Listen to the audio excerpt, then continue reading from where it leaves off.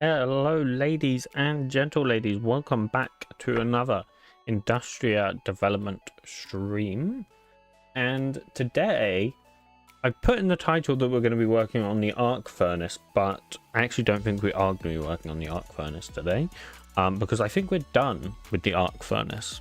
So I actually don't know what we're going to be working on today, funnily enough. So I probably should figure that out. I'm quickly going to see if I can find what comes after the arc furnace, because then we can figure out what we can do next. So I should state the arc furnace isn't like, it's not done, but not like, yeah, it's not done, but it's like done enough for now, which is why I'm fine with that. So see if I can find the arc furnace. Okay, so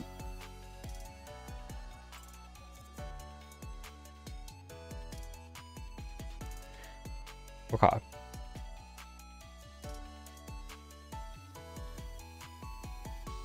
Okay, so the arc furnace we originally made to do tin was the idea, right? So we would start with let's see, what did we start with? So we'd start with the crusher, and then we would use the centrifugal concentrator, and then we would do the arc furnace. So then the next stage is going to be probably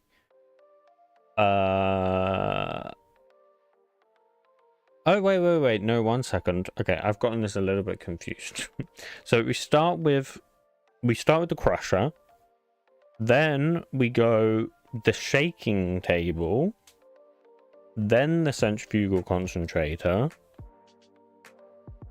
then the rotary kiln, then the arc furnace, and then I don't remember if we just finish on the arc furnace or if we do something after that. I do have on here something about a liquidation furnace, but I'm not familiar with what that is. So see if I can see maybe what it is.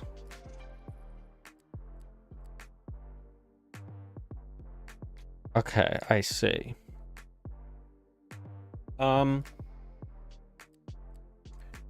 Also, YouTube does have custom emojis, but like they're just like the YouTube emojis, so like,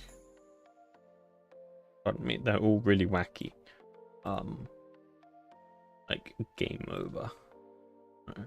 They're wacky emojis. My camera's a bit weird. There we go. So we could do liquidation furnace. I think honestly after the arc furnace we can just safely like be done with that.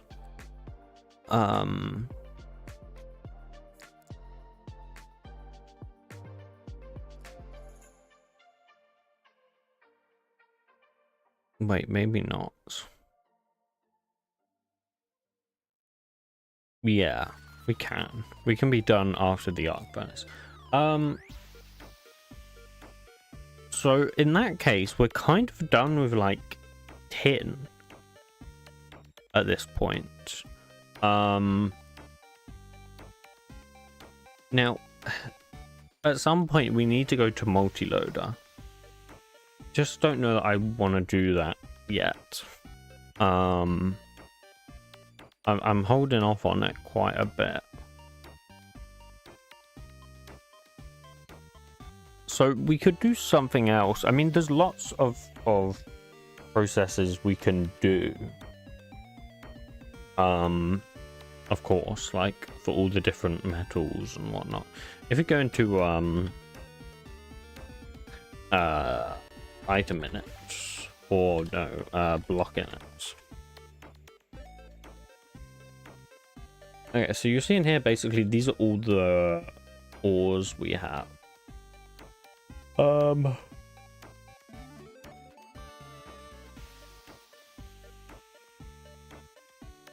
Maybe it's better to look in item minute actually, because the ones in there are all like raw ores, so they're hard to deal with. Okay, yeah, here we go. So we have aluminium, which we've done. Silver, don't think we did. I think we were trying to do them in order of like what you would use more often. So we did aluminium, then we did tin. Steel we've done, of course, because that's nice and simple. We could do rubber, but that's like quite complex. So kind of the next best one is probably... So silver typically isn't going to be used like early game, right? Silver is like very much like electronics. So that's like later game stuff, right?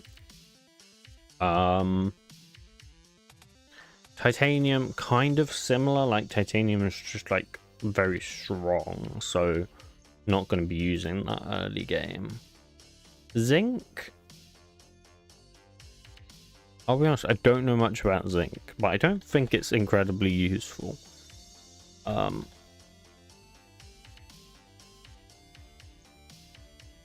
Because primarily zinc is like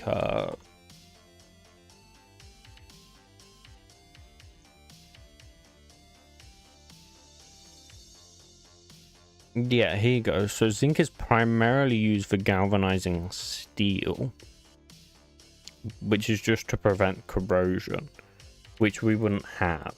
Like we're not going to implement corrosion. I think that's just unnecessary. The only other thing I guess is brass. I completely forgot about brass, but brass is obviously very important. And it is going to be used in the manufacturing of rubber. So when we do the rubber process, we'll need zinc for that. Other than that, it doesn't look to really be used for anything.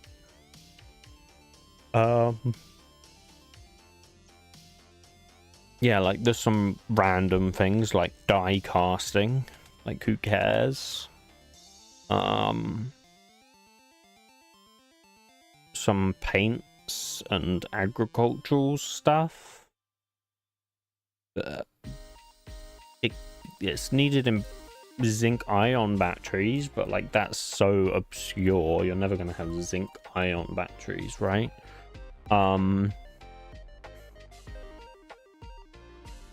So really zinc isn't super important right now.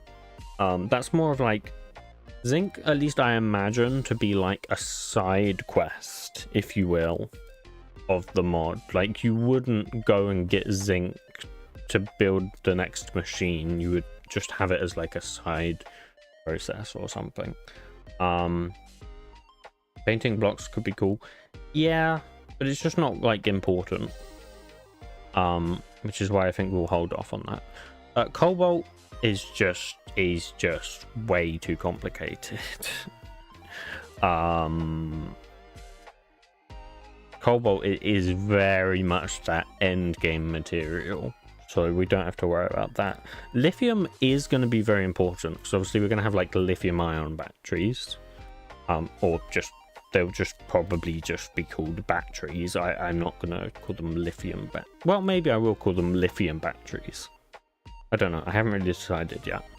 So lithium is actually very important, but the process for lithium is, I think, not simple. I definitely have some notes for lithium somewhere. Let me see if I can find that.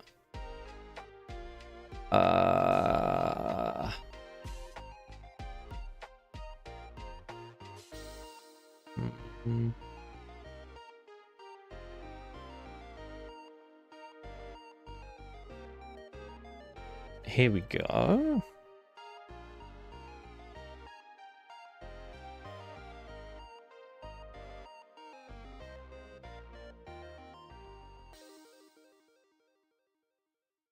Okay, actually, lithium isn't super complicated. It's just, lithium is just a lot of like chemical reactions. So it's a lot of just like one in, one out machines, really. Like you crush it, you put it in a flotation cell, you put it in a kiln, you roast it, and then probably skip precipitation, carbonation, and then you have electrolysis. But like, not really worth doing lithium. Nickel is interesting. Isn't zinc a core part of Create? Yeah, but I mean, the way Create uses it, I don't think is really how zinc works. But Create does use it for brass, I think.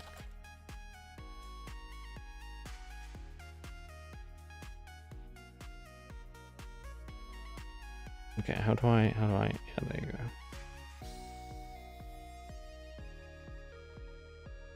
Yeah, I think Create primarily just uses zinc for brass, right?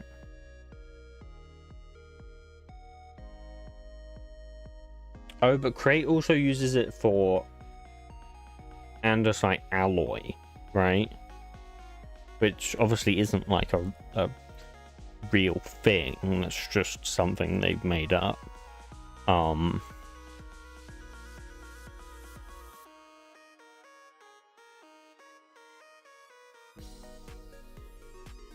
What about nickel? I wonder if I have nickel. Nickel, yes, I have nickel on here. So nickel, you crush it. All of the ores, you crush them first. That's fairly obvious, I suppose. Then you concentrate, then you blast.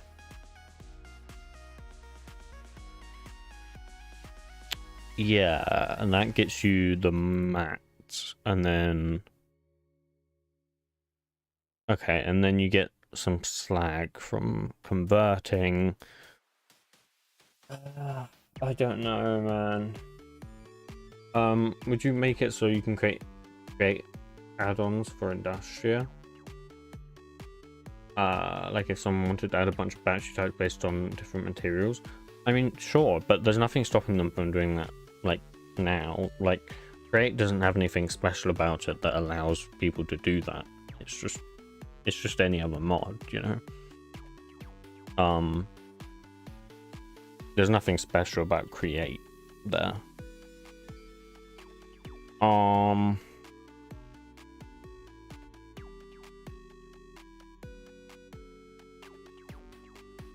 We could do nickel.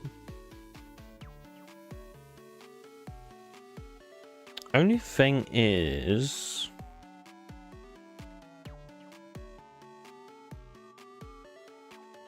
so I mean, nickel isn't really that useful, right?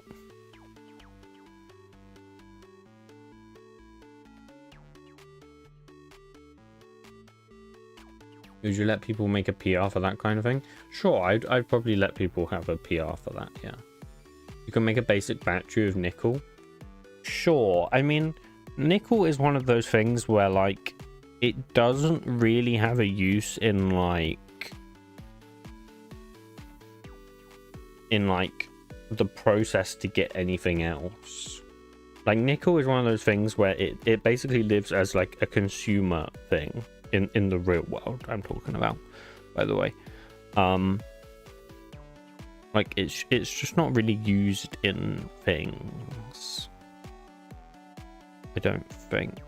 So I could be wrong. I'm trying to look up the Wikipedia for nickel right now.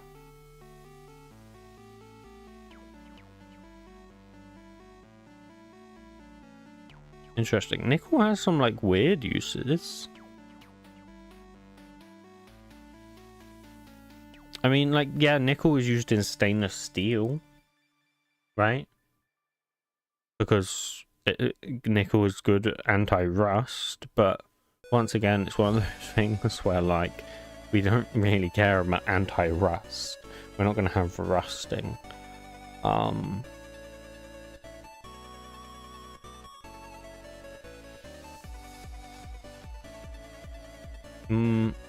don't know, guys. Nickel...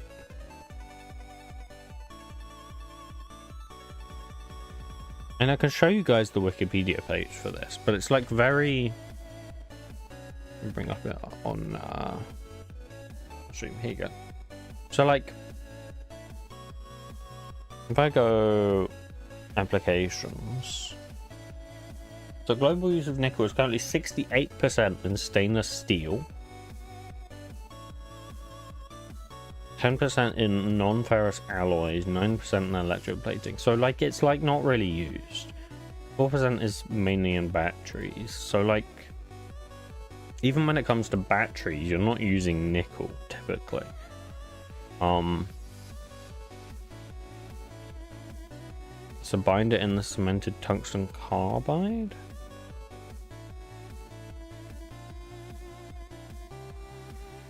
Yeah, I don't think nickel is the next one to go for either.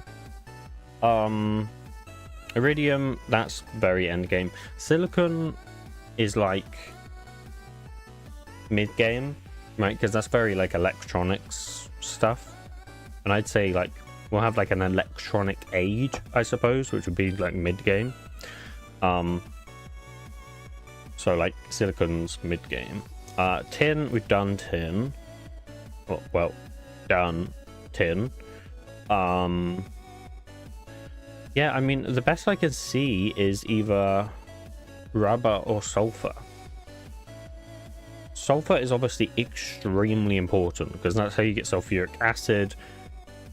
I mean, in reality, we have to do sulfur before we can do rubber, because you can't get rubber without sulfuric acid, and you can't get sulfuric acid without sulfur. So, but then sulfur is one of those things where like Minecraft has now added sulfur. so I don't necessarily need to worry about sulfur anymore. Like my original idea was to add pyrite, but now I don't need to do that because Mojang has just added sulfur blocks, you know. I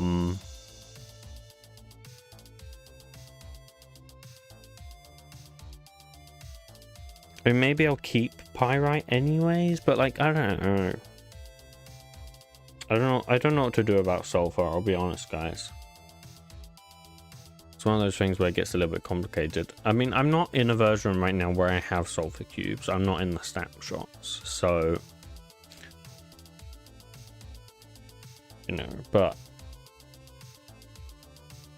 only other thing I guess is sodium, but sodium's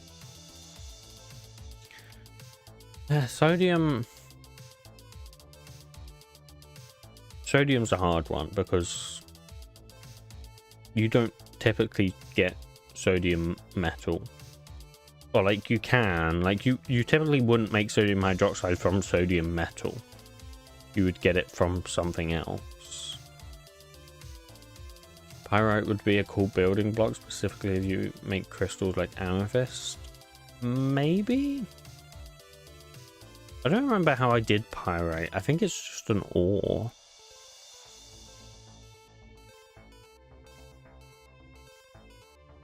Because pyrite is like more... Pyrite isn't really a crystal. Like it is, but it isn't. Because pyrite is like... When it's found naturally, it's like cubes. Let me see if I can find it, actually. Like, this is pyrite. This is what it looks like naturally. So... I don't know.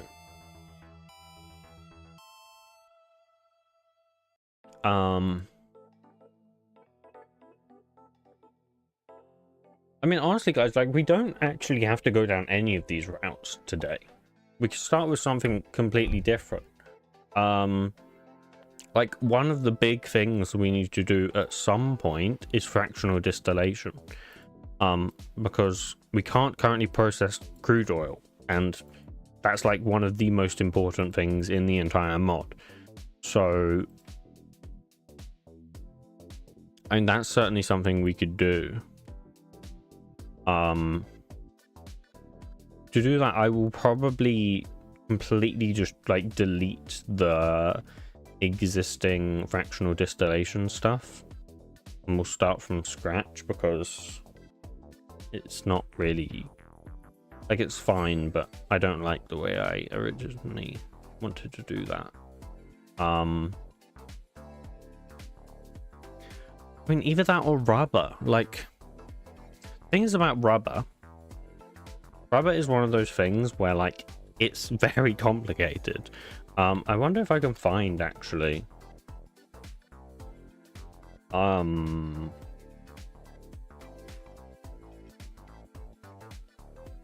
I made like a whole giant thing for it. No rubber trees. No, we have rubber trees, but I think we already have rubber trees, right? Rubber? Really? Did I not add rubber trees into this version of Industria yet? No, that can't be right. Oh, it's a wood set. Of course it's a wood set. Yeah. So we have rubber trees and stuff. I have a whole rubber processing line somewhere. I don't know if I'm gonna be able to find it though.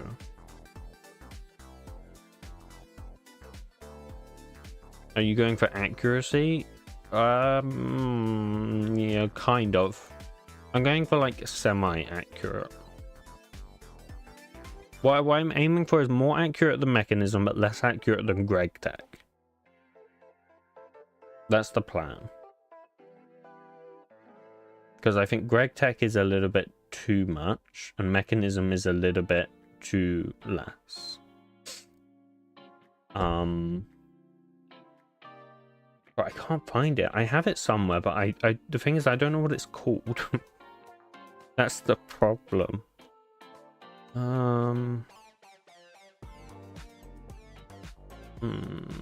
don't know what file extension it has either.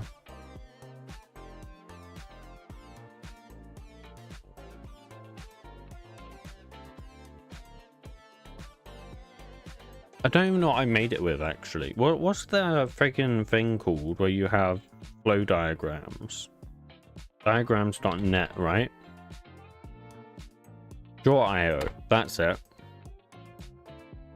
Okay, what file extension does Draw.io use? That's the question. File, save as. .draw.io, that makes sense. If I just search for star.draw.io on my PC. Okay, why on earth is that on there? That's such a strange thing to be in here. Okay. Maybe I don't have it on my PC anymore. I know for a fact it's at least on GitHub though, so I can find it on GitHub. Wait, do I not have it in here? I actually don't. That's so weird. Maybe it's in like old Industria. No, I'll do this. Here you go, chat.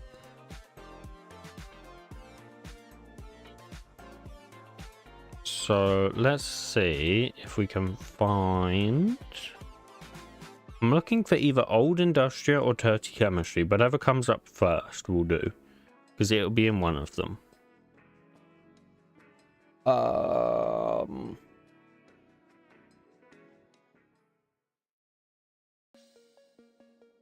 I might completely miss it, to be honest, if I'm not paying enough attention. Industria old, it should be in here. This is what I was looking for. Okay, let me plonk that on my PC somewhere.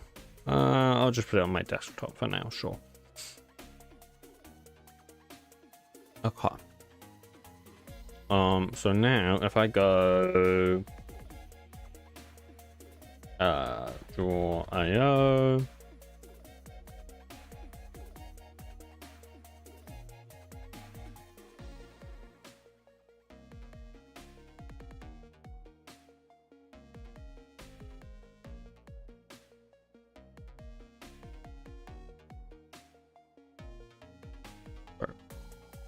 this is such a janky app. Okay, here we go. So if I now go file, open from device, desktop. Hopefully this is the right one. Okay, yeah, this looks like the right one. So this is rubber. So okay. So in simple terms, we have, get out of here. In simple terms, we have the rubber tree, which goes bucket of latex, which then goes formic acid or sodium bisulfate, which brings you to the bucket of coagulated rubber. You clean it with ammonium hydroxide, you get untreated rubber. You combine it with sulfur, you get rubber. In theory, simple, right? But the complex part is obviously how do you get sodium bisulfate or formic acid? How do you get ammonium hydroxide? And then yes, you see here, this one's for formic acid. So methanol and carbon monoxide in the agitator give you diluted formic acid and hydrogen gas. Diluted formic acid in the distillation unit gets you. Wait, how am I missing an intermediary step here? I must be missing something in the middle. I guess it's just distilled formic acid. It gives you water and distilled formic acid, which you put into the purification chamber, which gives you formic acid. Or you get stung by a bee whilst holding a glass bottle, which gives you diluted formic acid, I guess. So then, yeah, how do you get sodium bisulfate? Because that's obviously the other option. So you do sodium carbonate, sulfuric acid, and the agitator gives you diluted sodium bisulfate, and then use the centrifuge to concentrate it into sodium bisulfate and water. So that's a whole thing. Okay, why is this marked as to do? Don't know. Oh, I think because I've just massively simplified this part. Right, but yeah, steam reformation, gasification can both lead to methanol. Steam reformation is carbon monoxide as well. This is like one of the only things where you actually like need carbon monoxide. It's kind of crazy. Here you go, and then this is how you get sodium carbonate. So you need diluted sodium carbonate and crystallized sodium carbonate in the centrifuge, which gives you dirty, and then you clean it with ammonium hydroxide, you get clean, drying rack, what's this? This is how you get diluted sodium carbonate and calcium chloride. So table salt, ammonia, carbon dioxide in the agitator give you those three. Pretty simple. This is how you get crystallized sodium carbonate, which is used for this one. Yeah. Okay, so then that's trona ore in the crusher, crushed trona ingot in the crystallizer with naturalite ingot, which you get from naturalite ore. So that's a pretty simple one. That's like incredibly simple. Nice and simple one. We like the simple ones. Well, actually, I like the complex ones, but, you know. Oh, I put the to-do on steam reformation, I think, because that required... That might be the one that requires... Never mind. I was thinking that's the one that requires zeolite, but no, that's this one. Okay, I don't know. Okay, so what's this one then? Oh, this is how you get ammonia. Yeah, so steam reformation, diluted ammonia, distillation, liquid ammonia, nitrogen gas gives you impure ammonia, simple ammonia. Yeah. And then what's this one? So this is how you get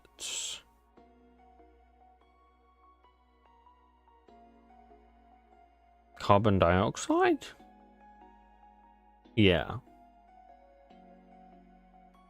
Yeah, okay, so carbon dioxide, yeah, obviously there's like tons of ways to get carbon dioxide, right? All I put on here is air compressed, liquid air heated carbon dioxide, right? Pretty simple. Water and monoethanolamine? I don't remember what that is. I'll be honest. That is... There's probably a more simple name for this. I think I've probably put the more complex name on here. I think there is a more normal name.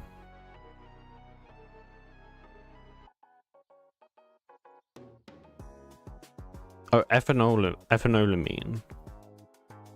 Okay. It's okay, yeah, it's ethanolamine.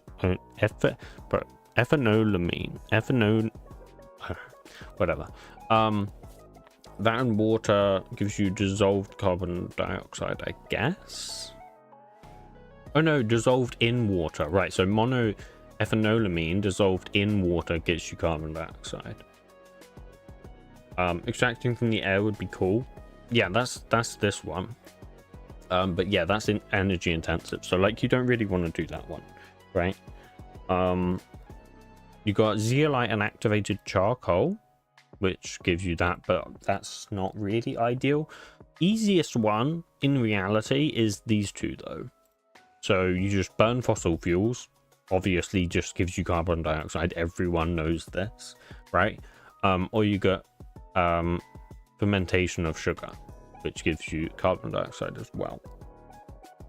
Hello gaming Arunav, welcome to the stream. We got, so what's this one? This is how you get activated charcoal, right? Because this is a whole thing, right? I forgot about this. I see you're making arc furnace. Will it be a multi-block? Oh, I haven't renamed the stream. Chat, why have none of you reminded me to rename the stream? We're not doing that anymore, because we finished the arc furnace. I thought I just completely forgot, I'll be honest. But yes, it is a multi-block and it is done. You can at least show it. Sure, I'll show you guys.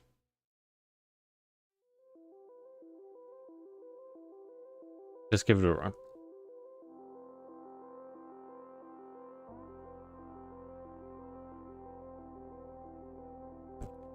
Oh.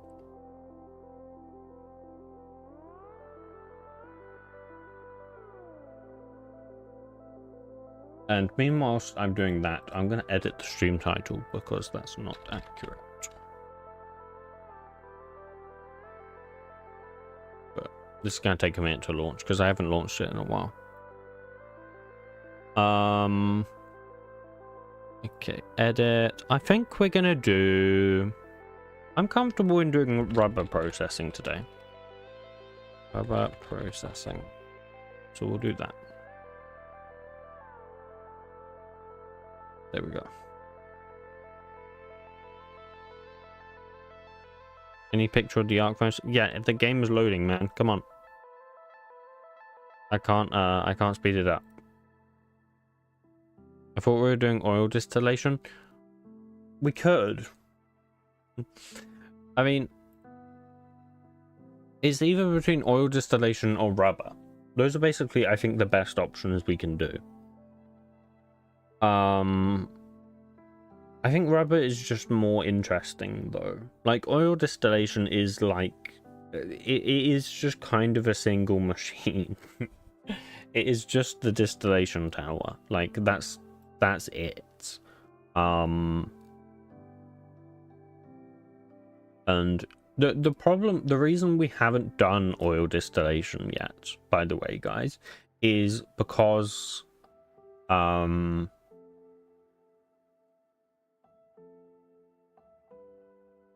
we need heat, and I haven't really figured out heat yet. It's a bit of a pain point, if you will, which is why we haven't, or why I haven't implemented that yet. Okay, so this, guys, is the arc furnace, or at least this is the structure of what it takes to build the arc furnace. So like if I wrenched, but I don't really want to wrench this one because I want to know this is how you build it. So this is the arc furnace. Obviously it wouldn't look like iron. That's needless to say. But I haven't textured it yet, and I probably won't for a long time. So this is the arc furnace, right? So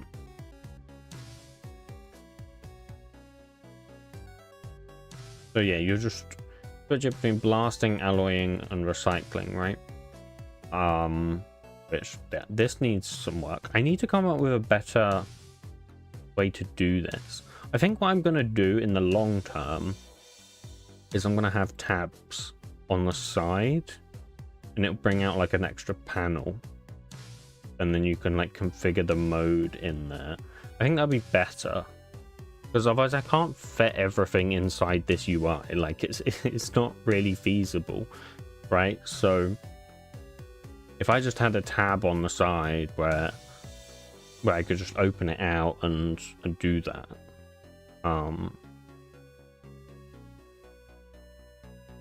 You could take ideas from immersive engineering. I mean, I'm taking ideas from all the tech mods. I'll be honest with you, right? They're all good inspiration. Also, I do need to fix this actually, because it is one block off the ground. So I think that's fixed. No, I think I did fix that actually.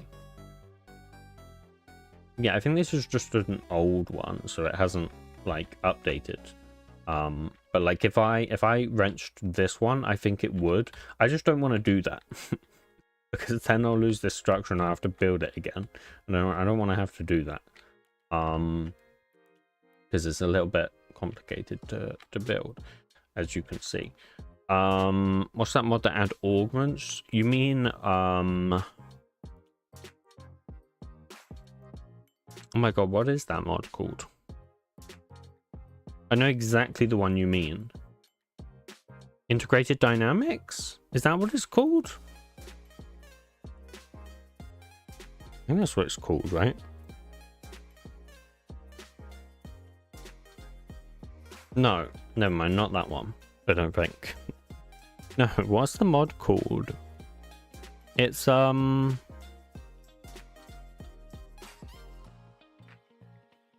Minecraft tech mod. No, I don't think he means XNet. He means thermal.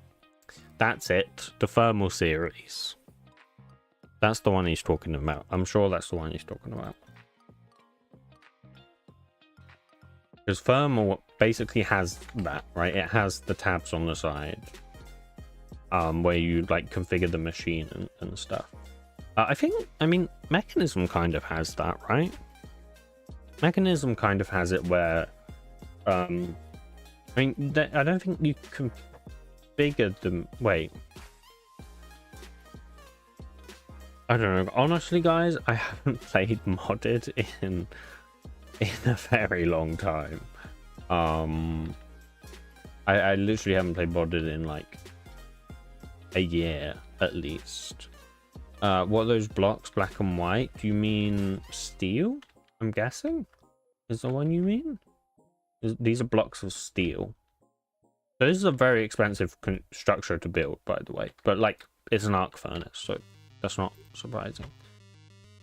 No, you didn't configure it through that. I meant for showing an explanation of what the multi-block does. Oh, I don't know what mod you're on about then. What's the main element of your mod? Is it vanilla elements? Probably I mean, like most mods, I guess, probably just steel. Like, everything requires steel. Steel and rubber, to be honest. And rubber is what we're going to be doing today, so... Steel and rubber. How to make steel? It is very simple. You just put iron and coal inside an alloy furnace. Nice and simple. 4 coal, 1 iron, and that gets you... I think it's 1 steel. Is that how I did it? Yeah, I think so. I think so. Regardless, I'm comfortable with doing rubber today. Now, I will say we're not even going to get close to finishing rubber today, because that's unfeasible. Send you an image in DM. Sure, I will have a look. Yeah, that's thermal, right? That's thermal.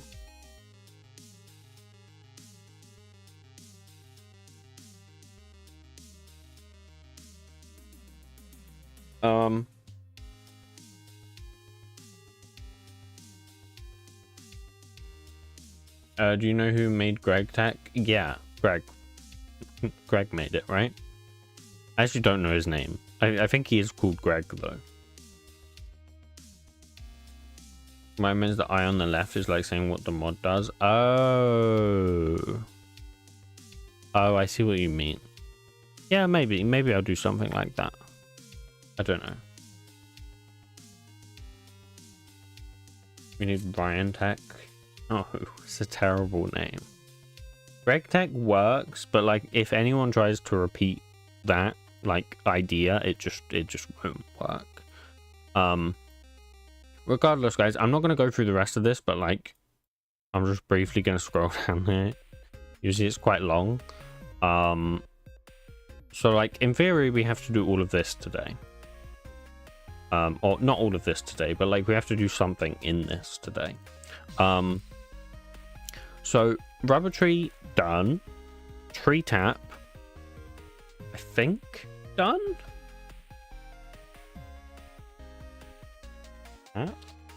Apparently not. Really? Wait, now I'm confused. I was sure I made the tree tap at some point. Well, I guess we have to start with that. Because that's how we have to start. So that's what we'll do. Let me just make sure I've committed things. I think I did already. Yeah, I did. Okay, good. How to power the machines? Using anything power gen related. Right now we have combustion and wind turbines and solar panels, and I think thermal generators. Yes, I was trying to remember if we did thermal gen or not. We did though. Some point we're gonna do biomass as well, because I did that in old Industria. I just haven't like ported it yet. Use some docs you can point people at. Yeah, probably. Well, not docs, but a wiki. Yeah, sure. I don't have time for that. So it will happen at some point, but like not right now. Anyways, guys, let's make the tree tap, because this should be pretty simple. The hard part is figuring out like how the hell does it connect to a tree, but we can figure that out in a minute. So let's do a tree tap block. Tree tap. Boom. Okay, that's using blocks to oak log. That's not what I wanted. It needs to be iron block and yeah, have no occlusion. Okay.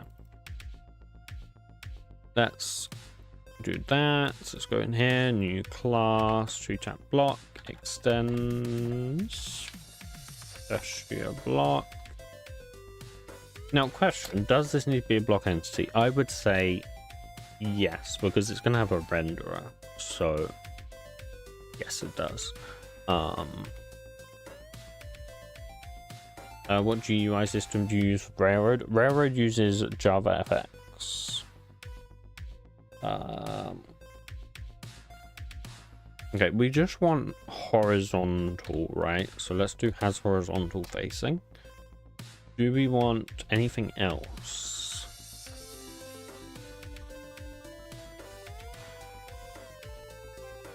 We do want to have a block entity renderer.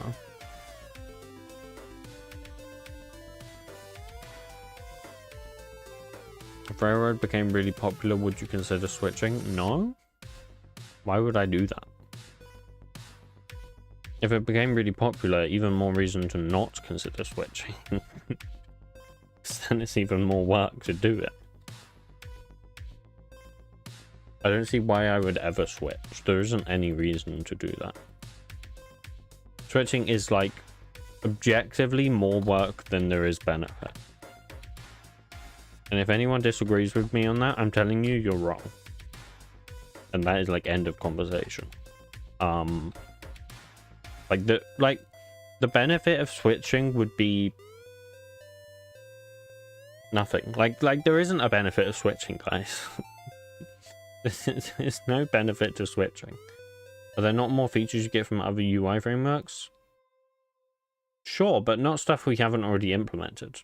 Like, the only thing other UI frameworks could give us are things that we have literally already done. So, like, it's not an issue. So, like, no, there isn't. The only exception to that, like, it would be useful if we did it in, like, Electron. But, like, no one wants an ID in Electron. So, you know, right?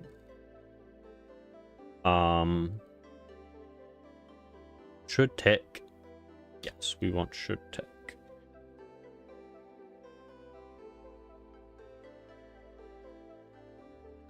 Did you make any other mods, or is it your first? I have made some other mods, but they are pretty small.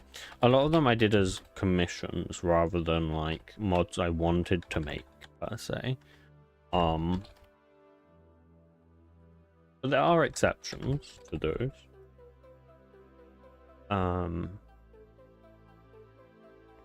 But like I tend to have a track record of not releasing things. If you know me, you know that is the case.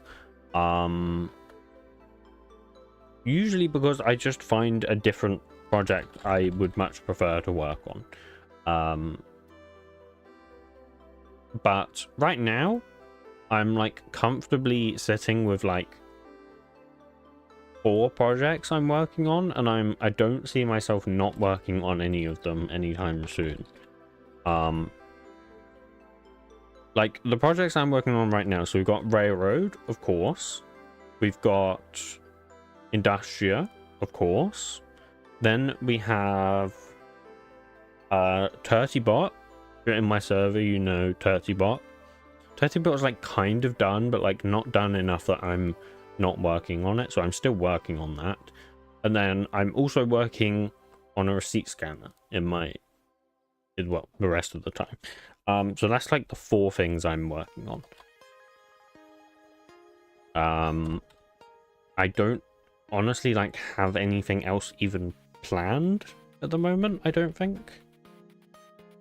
What about your website? I'm done with that. That's done, so that's fine.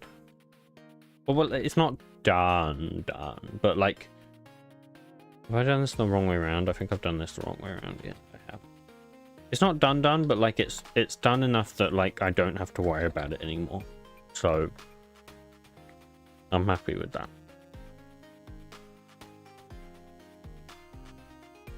The only other thing, like I have a couple other mobile apps I want to work on at some point, but I'm only going to do those once I finish the one I'm already doing. So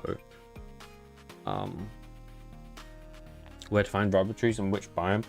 I think it was a long time since I added them, but I think I chose jungle. We'll probably find out. Jungle? Yep, found in jungle. There you go. So we're going to want to implement some things. We're going to want to implement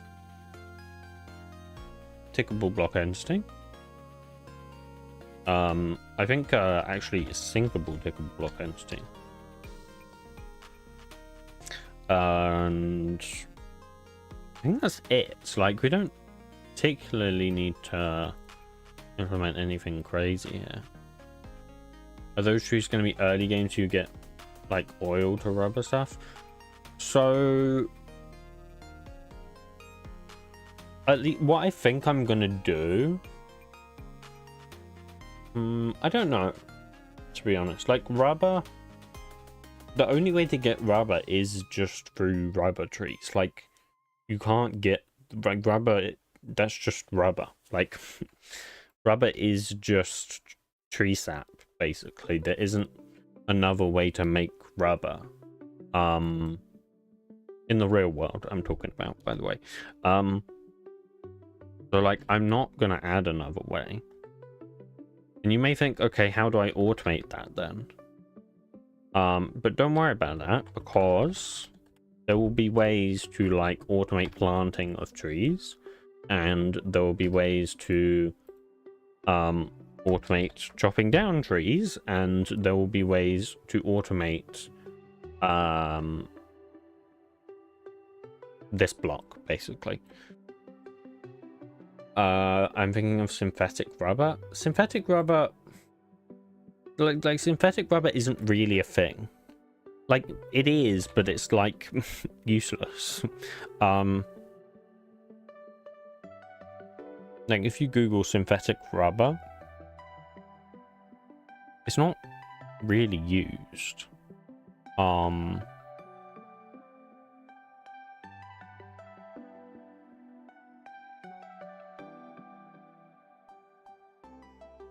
I mean, okay, if you Google synthetic rubber, it says it is used for something. So it's used for tires, it's used for fuel hoses, and a couple other things. But I don't think generally you use synthetic rubber, though. The majority of rubber from the world is synthetic. I don't think that's true.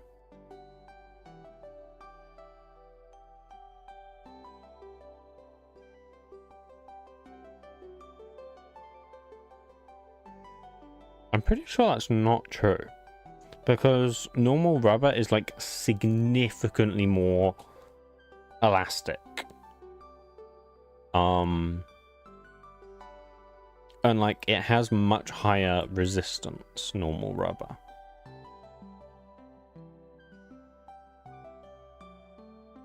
Wikipedia says so. Synthetic rubber. I mean, I actually, like, Googling doesn't particularly give me a...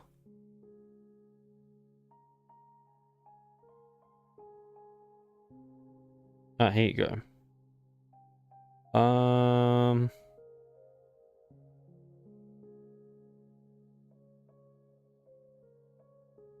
It doesn't really say, like,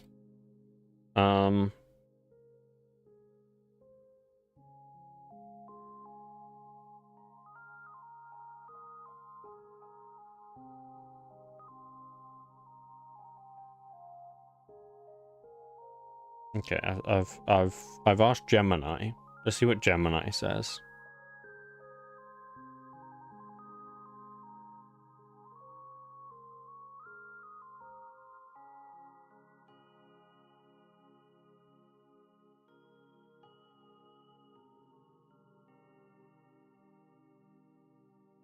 Okay, globally, synthetic rubber is used slightly more than natural rubber. Both remain absolutely essential to modern manufacturing. So, synthetic rubber accounts for 53 to 60%. Natural rubber accounts for the remaining 40 to 47%.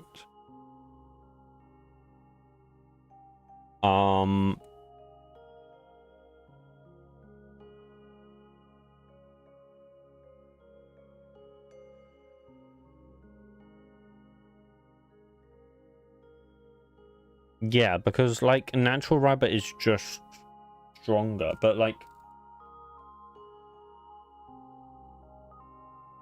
they're for different things. That's the thing. Like generally you can't use them for the same thing. Is this the same mod as the conveyor belts you're making? Yes, this is the same mod as the conveyor belts. Exactly the same one. Oh god, I can't type. How much have you finished your mod? The percentage? I knew someone was gonna ask that at some point today.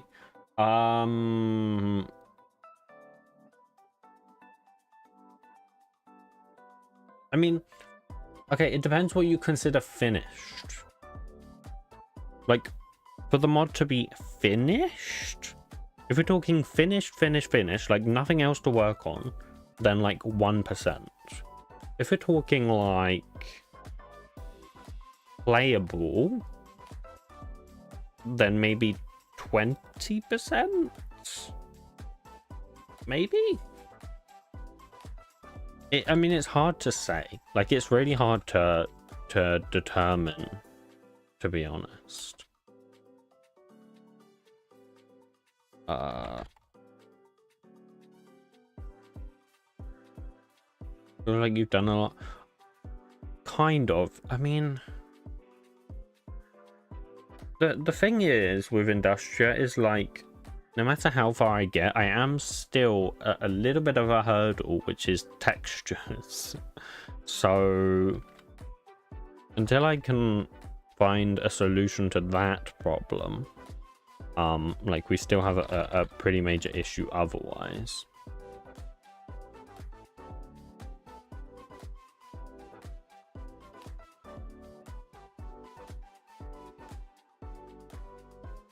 Weren't you going to pay someone to do it? Maybe. Well, yeah, I said if I get a job, I was going to consider paying someone to do it. But, you know, that needs to happen first, because otherwise I can't do that. How are you going to compete with Create Logistics, considering the new reports logistics on top of existing belts that allow for smarter and long-distance logistics? I honestly don't really know much about what Create's doing nowadays. I know about Create Aeronautics. That is like the limit of my Create current knowledge. So like I don't know. Like if you can explain it to me in simple terms, like what the big deal is, then I can probably answer your question. But like otherwise I don't know. What's this complaining about? Right, yeah, because I just need to do that. And then do hello? That. There you go. And the thing is, this mod is like very different to Create. Right? It's like comparing Mechanism to Create. Like or like comparing GregTech to Create. It's just different. Like, it's not a matter of like you would use my mod over Create, or you would use Create over my mod, because they're just different. Okay, oh, it's not world, is it? It's level, which is weird because you have world position. I don't know why that's a thing. If this dot level is equal null, or this dot level is client side, then return.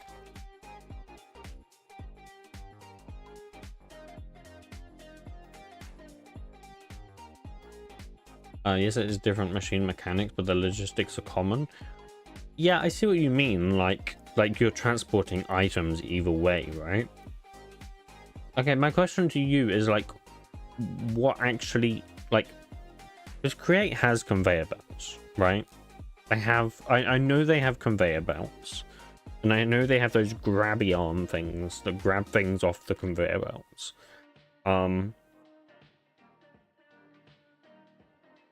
But like beyond that, like there isn't really anything for Create.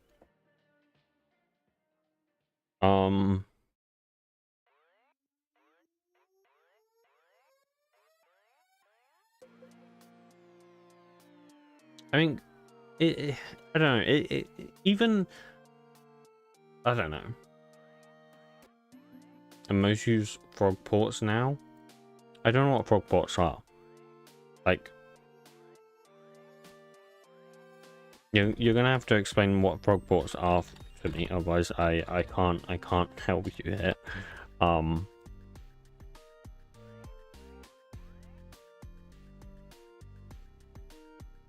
Okay, what I'm gonna do is I'm gonna get the pause, log pause. Yeah, basically this.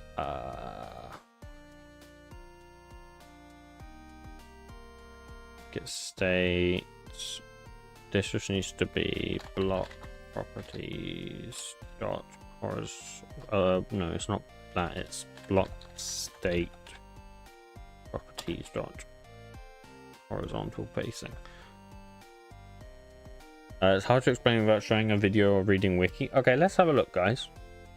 Let's take a peek, shall we?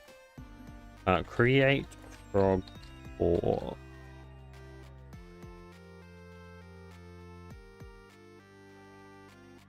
Okay. Is there a video? Okay, why isn't there a video? Like what? Let me have a look on YouTube. Okay. Okay, let me OBS this. How do I do that?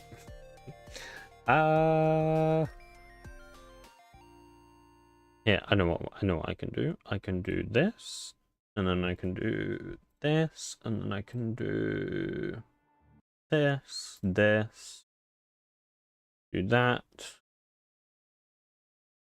The update has brought a ton of amazing features, including the community's favorite, the frog port. Okay, no offense to this person, but like their voice is incredibly annoying. Like, I'm sorry, but I cannot watch that. I need to find a different video. Holy shit.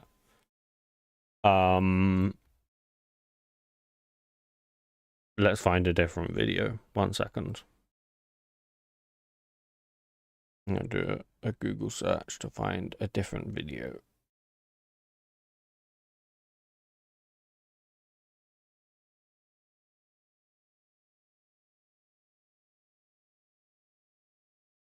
Sure, this guy sounds a bit goofy, but it's better. Wait, you can't hear this one?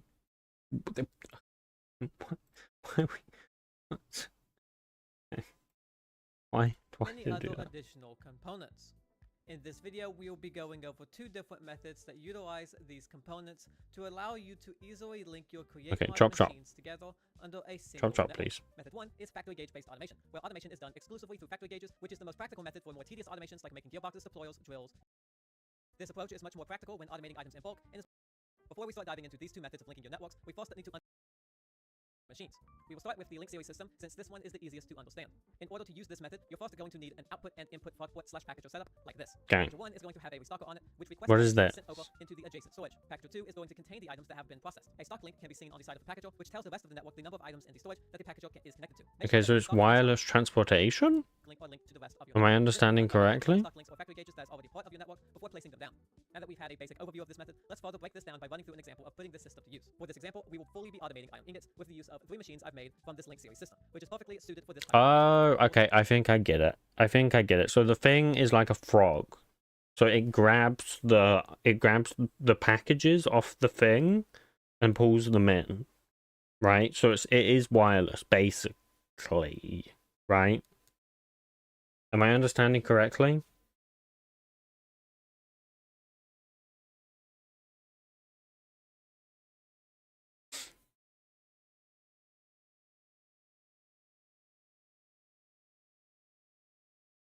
What kind of simplifications do you make for making arc furnace conditions for operation? Maybe the question is more, how functionally can you add it before it degrades performance? Well,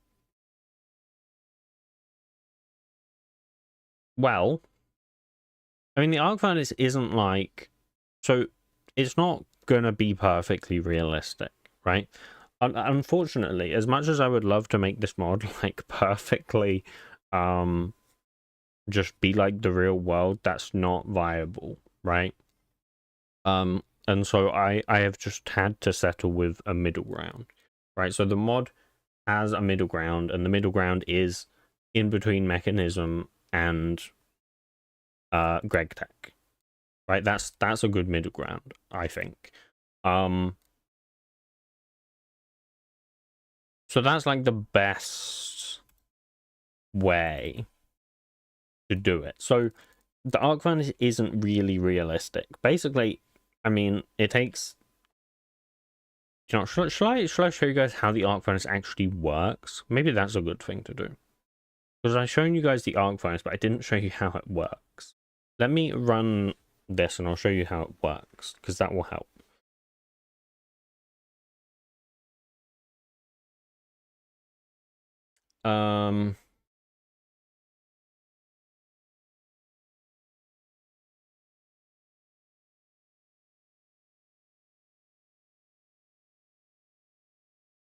Does it work with graphite rods in it? Yes, it has graphite rods. So it has 3 graphite rods that you put into it. Well, currently it doesn't, which is what I was kind of saying earlier about it being done-ish, but like not really done. So like these right here, right? These 3 things, these are the graphite rods, right? And so these will go into here. This is not working, so like it doesn't do this right now, but this is how it will work, right? So these will kind of like come down into here, and then this tank here, and maybe it's better I show you this in Blockbench because in Blockbench I have like a easier to see model, because it's not made of friggin' iron, right? So it's like a little bit easier. Okay, so this is the model in Blockbench, right? So this tank right here and this tank right here, these are for the coolant fluids. So you have to put in water, right? Which will be used as a coolant or a different coolant in the future. Right now, water, but I'm probably going to add other coolants at some point. And then these 2 tanks right here are oxygen, right? So these will be used to like speed up the reaction, I suppose, or speed up the heating or whatever it will be. Effectively, that's like it. Like there isn't much else to show you here. So it uses oxygen to go faster. It uses coolant to stop the temperature from causing it to overheat, and it uses the 3 graphite rods in here, which will have like durability. I actually don't think I've added the graphite rods in here in the UI. No, I haven't actually. I thought I did, but I didn't. Oh, I think I did that in. We do have a multi-block somewhere that has a graphite rod in it. I don't know which one. You know, I can probably find it in here. Oh god, everything's broken in here. Oh, I forgot about this. Okay, yeah, all of these are broken. I need to come and fix these at some point. I have a graphite rod in. But what uses graphite rods? Does anyone here remember? I don't suppose you guys do. Not any of these. Oh, I remember. It's in the electrolyzer. The electrolysis, which is. I actually don't think that's even in this world. Maybe. I don't think so. Things are broken at the moment. Don't worry about it. Don't worry about it. From where did you take the idea of the structure? I just made it, I guess. I don't know. I didn't. I mean, Google Images helps.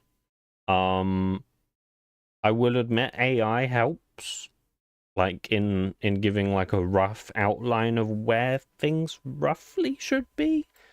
Though AI isn't perfect, of course, so can't heavily rely on it, but it's good enough most of the time.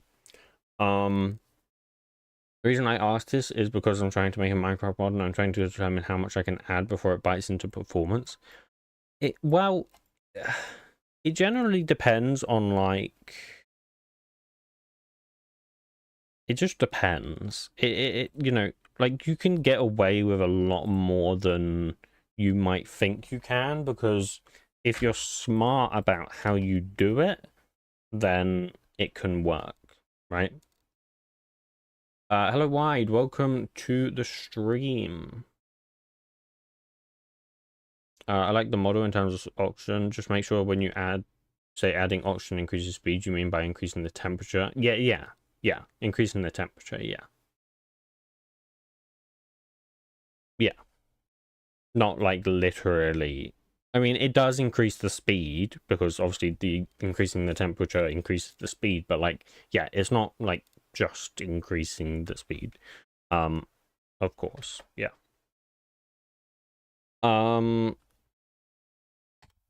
Okay, this is fine, but I just want to make this instance of latex block, is that right?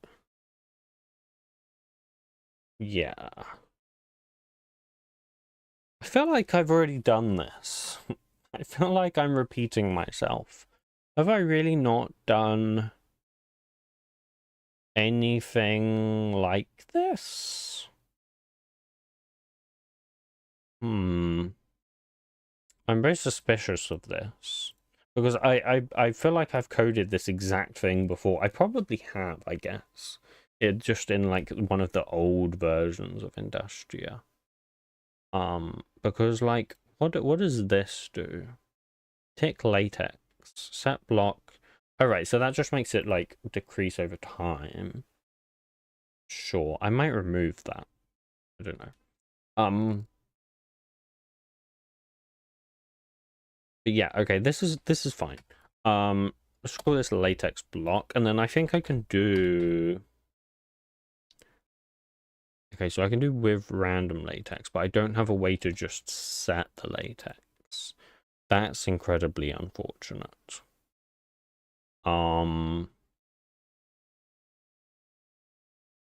Interesting.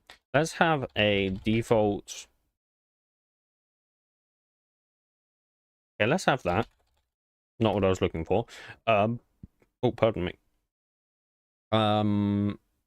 Sure, we can do that as well, but that's also not what I was looking for. Yeah, this is what I was looking for. So then that would just do that, which is fine. Okay, that's what I was looking for. So latex block and latex block has latex on the state. So we need to grab the block state, which is the log state. So it has latex log state, and then we can do extract latex. What does that return? That just returns a block state. Yeah, that's not right. Block state. Extracted state. Or we can call it like state after extraction, which is a little bit long of a variable name, but it's fine. That just needs that. And then only thing is we only want to do this if we're not already full, don't we? That's a good point. So let's do output fluid storage. If it's greater than or equal to capacity, we'll just return. But like for now, we want to insert into JSON fluid storages. Was wondering though if you had a few calculations and logic for certain processes that would be used to compute emergent property as a result. At what point does it bite into performance? Like, say it's not computed all the time, but rather just once. And once again, it just like depends. Like the thing is, you just, I mean, you can't like the problem is you can't measure it. Like there's no way to say hey, what will this equation do to my performance? Like, you can say, yes, it will decrease your performance, but you can't ask how much will this decrease my performance by, because it just doesn't work like that. Let's actually just do that real quick, 1 second. So the best you can say is like, hey, is this an expensive computation? Right? That's the best way to figure it out. So if you're doing like 5 nested for loops or something, then don't, right? Because that will be too expensive. Anything like that, you ideally want to do it asynchronously and then like return it a couple ticks later when it's done. But that's like easier said than done, to be honest.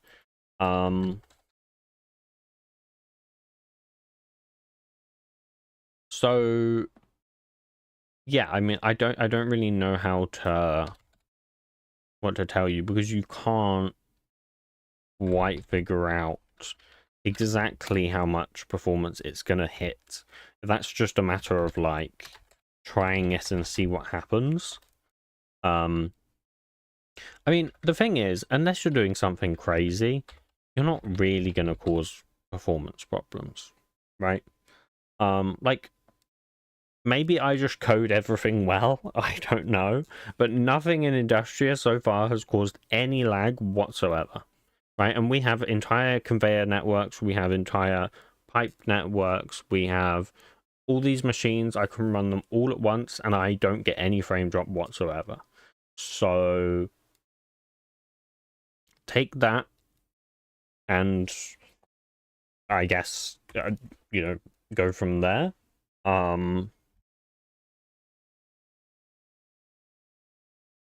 But yeah, that's kind of what I will say. Because I'm building a mod that has a lot of semi-realism to it, but I don't want to get to end of architecture and find out it won't work.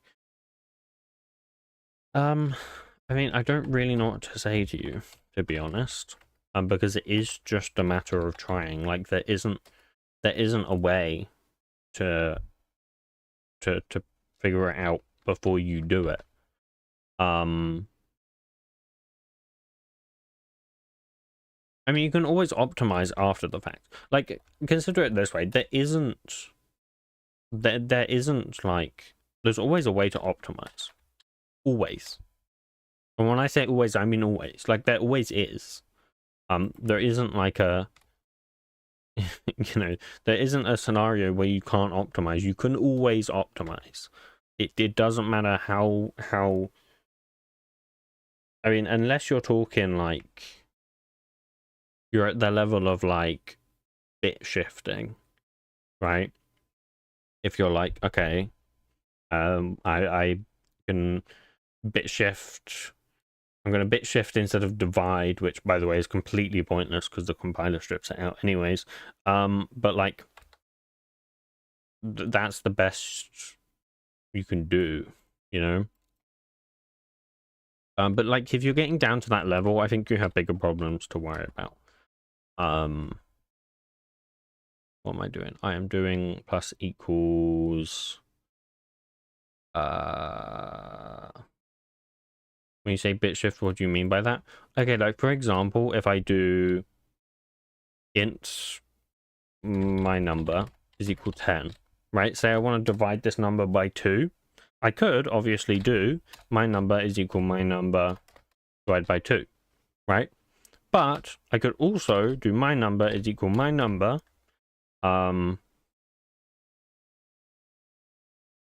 This is where I get this wrong. Left shift 1, I think, right? So then that would now, oh wait, no, I've done it the wrong way around. It needs to be right shift 1, because you're shifting 1 to the right, which divides by 2. If I was to do left shift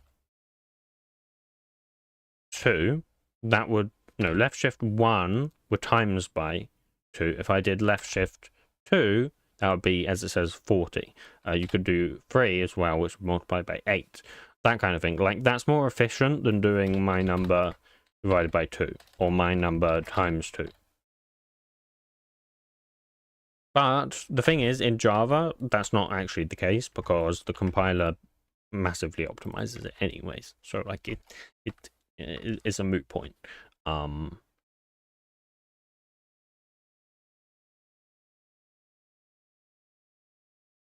I just want to do. I don't want to do a bucket. I want to do like a bottle. I think, yeah. Or do I want to do like a? No, I don't want to do a droplet. I don't know. Yeah, bottle, I suppose. How much?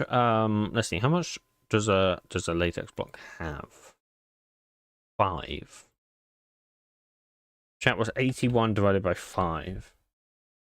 It is 16.2. Ooh, yucky number. Okay. What about if I do 81,000 divided by 5? What is that? 162. Okay, so 16,200.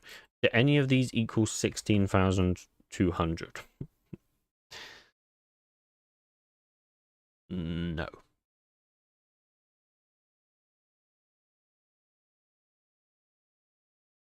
No, 81 divided by 5. Okay, we can just do bucket divided by 5. I mean, why did I do 5? Why did I decide 5 was a good number? I don't know, because I don't think it is a good number. Let's do 9. So you said 85. Oh, I may have said 85. I don't know. I wasn't really paying attention to what I was saying, to be honest. I probably did say 85. 9 is too high, though. But then I kind of do want to make it like a normal number. Yeah, let's just do 9. 9 is fine. Because then, if I do 9, then I can just do ingot. Right, because an ingot is 1/9. So then that's fine. Now what I need to do is I just need to make sure that storage dot variant is equal fluid variant dot of fluid init dot latex dot still. That's okay. That should work. I just need to make sure actually that the amount plus an ingot is, if that is greater than, because otherwise this would overflow, right? So don't want that. I mean, it shouldn't overflow because if it's only adding ingots, then the fact that it's not full should mean that it only has space for an ingot or more. But you never know what some mods are going to do, so we'll just do that and be done with it. Only thing we should probably do, actually, is plonk a predicate in here. Also, we can make these underscores now. Isn't that lovely, guys? I think that's lovely. Oh, we do have a predicate. Wait, why is it not saying I have a predicate in here? Oh, it is saying I have a predicate in here. Okay, lovely. So we just want to have fluid variant dot is fluid init. For now we'll do fluid init dot latex. Like that, but later down the line, actually, do we have, I wonder, fluid tags? Not fluid tags, but like fluid tags, but not that fluid tags. Tag init dot fluid tag. Wait, tag init is a fabric class? What? Fabric adding init to their things. They're taking my convention. I don't believe it. Anyways, that's not what I was looking for. I was looking for tags, or what my tag class is called. The tag list. Aha, got it. Tag list dot fluids dot. And I need to add latex in there. Eggy latex. There you go. Okay, let's just find these and then do latex. Okay. Yeah, that's fine. Might want to make that a CC1 later, but for now that's okay. And then we'll just do latex. Yeah, let's do variant like that, just so it's easier to read. Okay.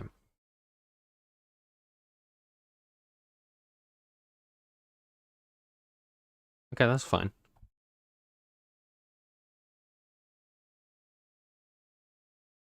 Okay. So what we can... Oh, let's bring the music back. It's weird not having music. I don't like it. So let's bring it back. 1 second. There we go. Okay. Might need to be a bit louder now, though. Sure, I think so. That's also... Nice.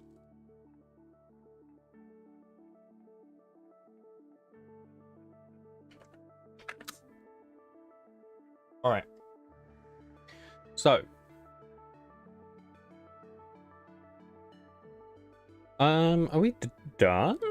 Only thing I guess is we want to call update so that it does an update, and then we do want to do this. So, like, we do want to output to the storages. So what we'll just do, we only want to actually output forwards though. So we just want to do block pos output pos is equal relative direction. Then we'll get the output state. No, we actually don't care about the outputs like that. By the reason I asked is because I'm taking inspiration from Chisel and Bits, with it being able to break a block into 4096 small bits for a certain designer. Okay. I mean, Chisel and Bits achieves that, so you could certainly do that. So I don't know if there's a good way to set something like that up. Not easily. I would consider looking at, like, is Chisel and Bits open source?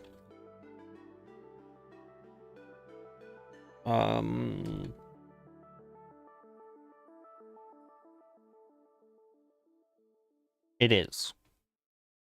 And it's actually on 1.21.11. So in that case, I would strongly recommend just looking at Chisel and Bits. Looking at the source code and seeing what do they do. And like that is your best bet with that.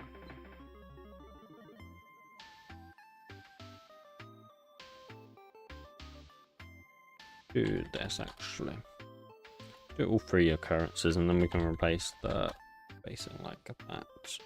Who storage to find? Oh yeah, because that's actually a storage of a fluid variant. If that's null, return.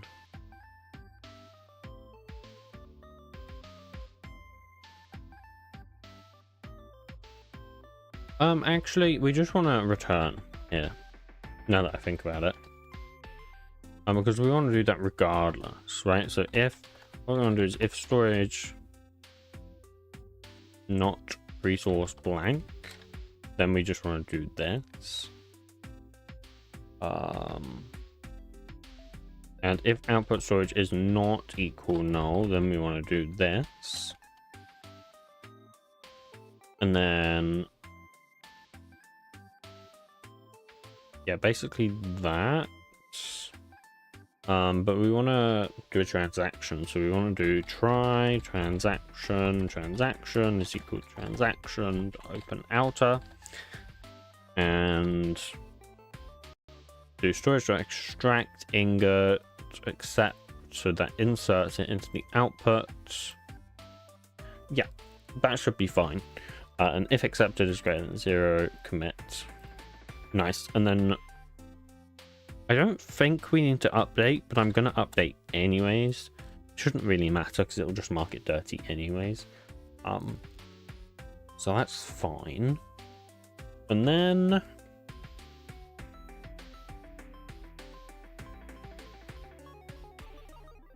that's fine.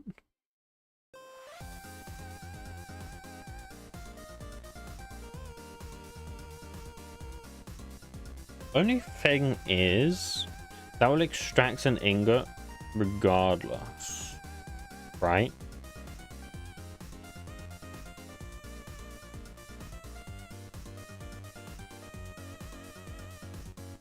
So what we want to do is say if accepted is less than extracted,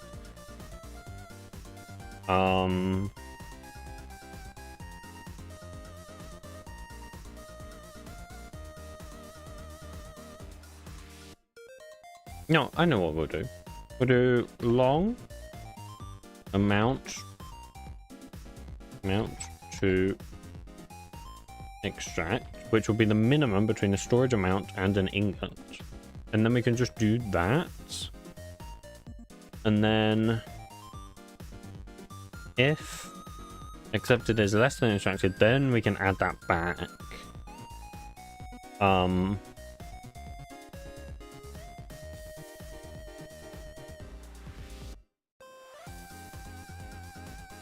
Okay. And then, yeah, that inserts that. Let's just say the idea I have for what I'm thinking is definitely a one-year project if I really stick my head down to playable level, as I'm in my third year of aerospace engineering. That sounds very interesting. I do kind of wish I got into some kind of engineering field rather than software engineering.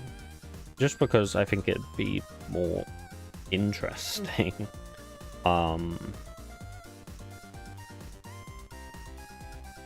And I think there's probably more luck getting into the industry there, maybe. But I'm also shit at maths, so maybe wouldn't be amazing. But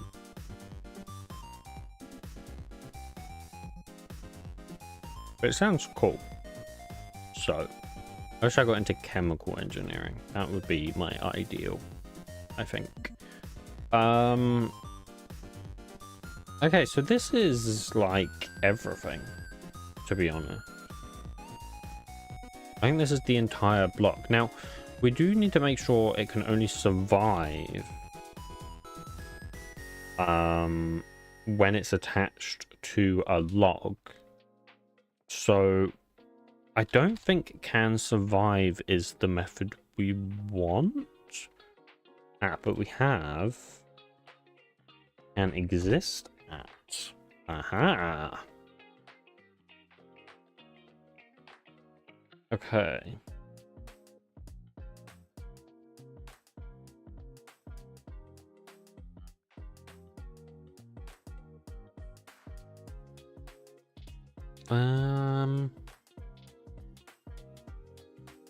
Well, we want to know basically, do any of the blocks in any of the directions are any of them logs that don't already have a tap on them, right?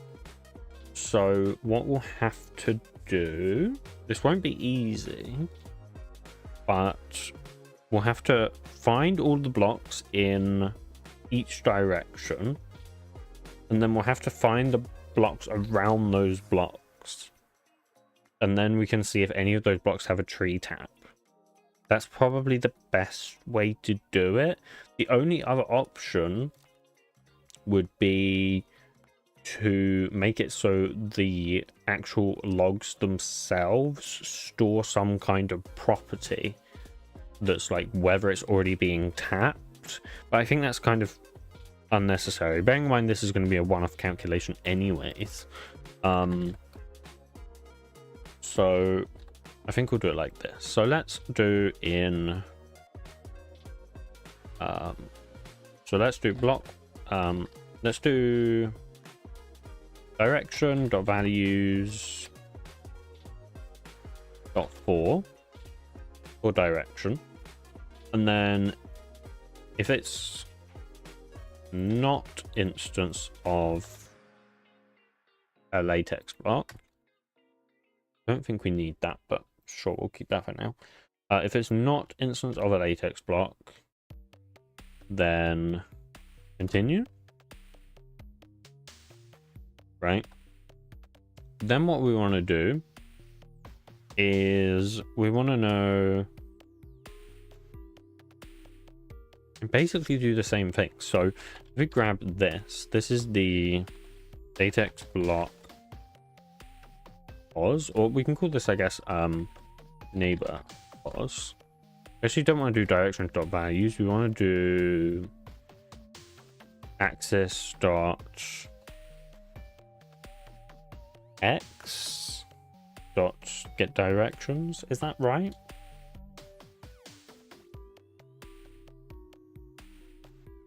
Is that right? X. So you got X, Y, Z. Oh, I guess we want X and Z though, don't we?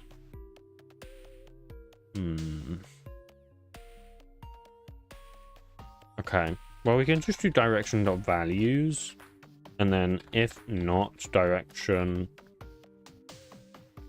dot get axis is horizontal, then continue.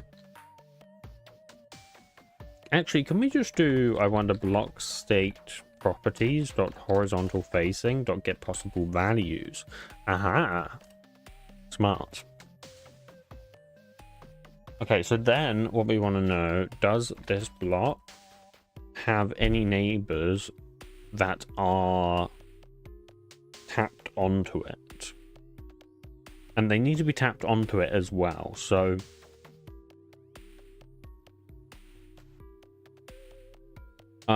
what we can do then is, oh, even harder actually, because we need to know if that entire tree already have, well, no, we don't, because actually it's per, I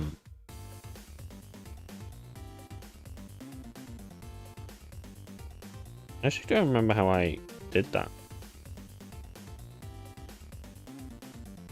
Yeah, so we actually need to make the tree tap traverse the entire tree rather than just the singular block it's attached to.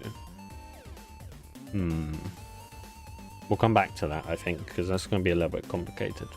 For now, well, we'll implement the same thing here. So what we'll do is we'll say,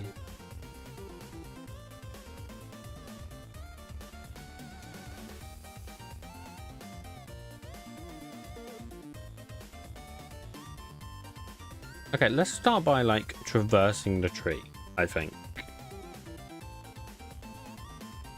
Yeah.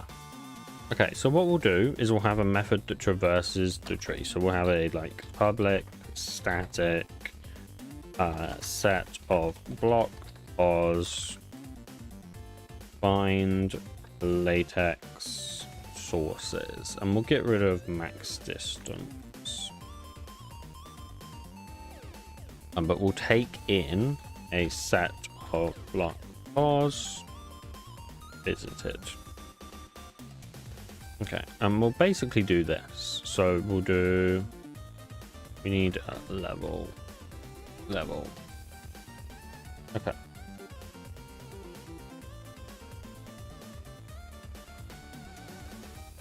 So what's this doing? So block pos neighbor pos is equal pos dot relative.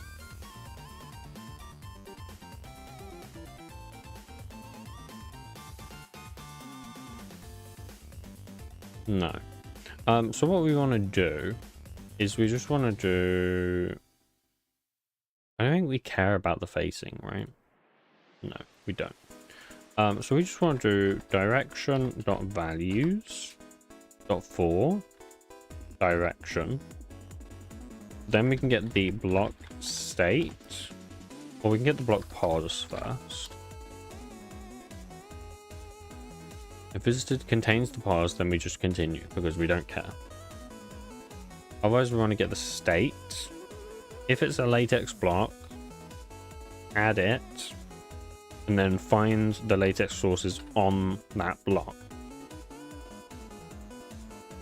And then just return visited. And that should work. So like here,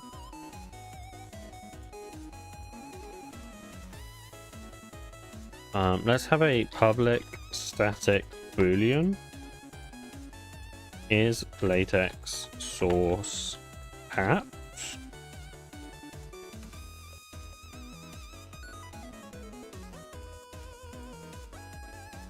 Level pause. So what we'll do is we will go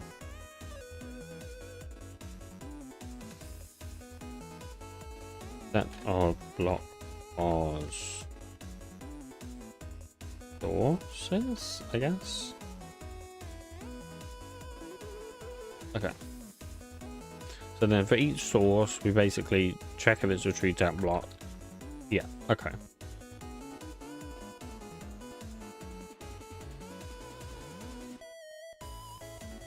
This needs to be a new hash set like that. This is not a level, this is a level reader.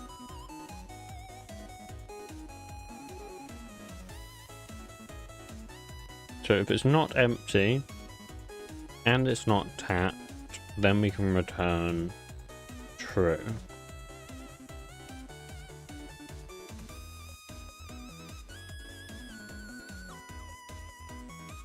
Okay.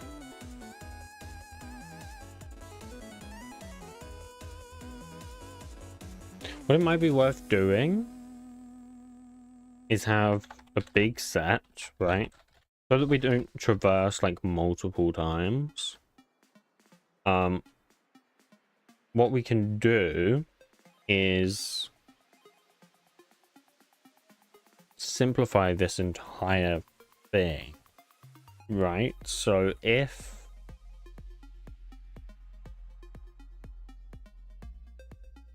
we can just do visited to add all sources.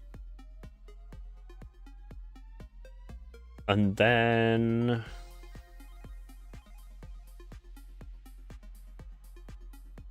actually, can we just pass visited in here? So sources is not empty and is not latex source tap.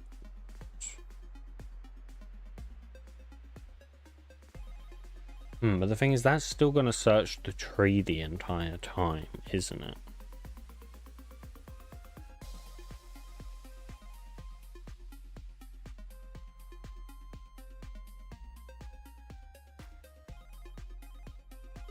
So I'm wondering maybe what we do. What if we make this a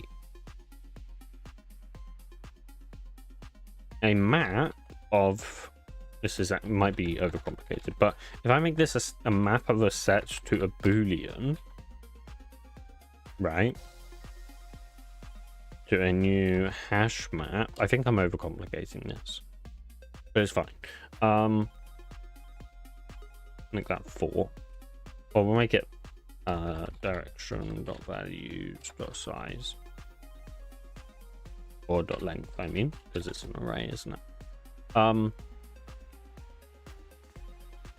then what we can do is, if source is empty, first of all, just continue, right?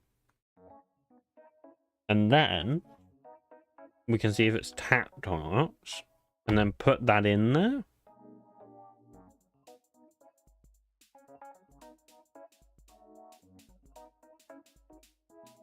Problem is that returns the visited, doesn't it?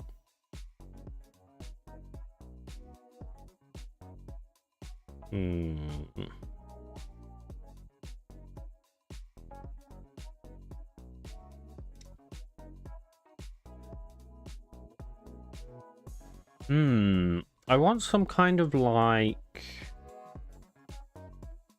So I'm kind of like previously visited. And then I also want a set which is like visited. Because then what we can do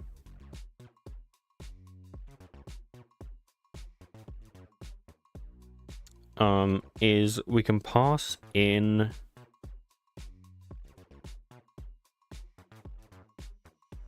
previously visited like that. And then we don't modify previously visited, but we still add it to visited. So what we can say is if previously visited contains it or visited contains it, then we continue.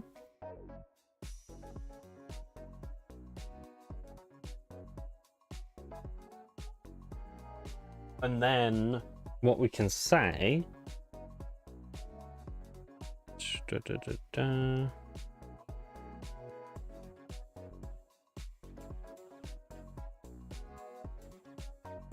and then we return visited, which is fine. It doesn't need to return visited though, does it? That can just be void. Because we're modifying visited anyways. Is that right?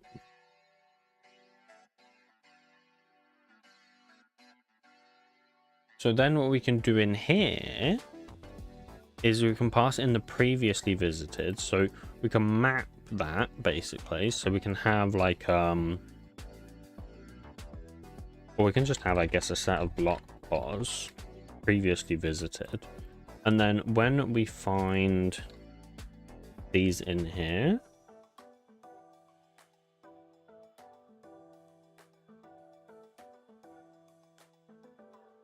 this is like visited. This can be like a source app map or something, right? This can then be visited. Do that as well. And then if visited is empty,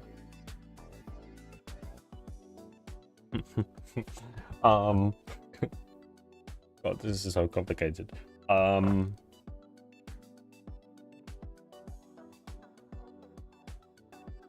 then add them all into there. And then put that in there. Alright, see ya, Agent Cryo.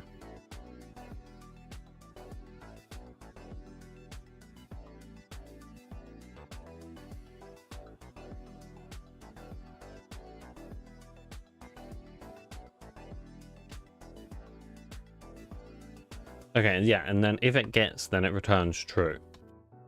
And then here, we just want to return false. Is that right?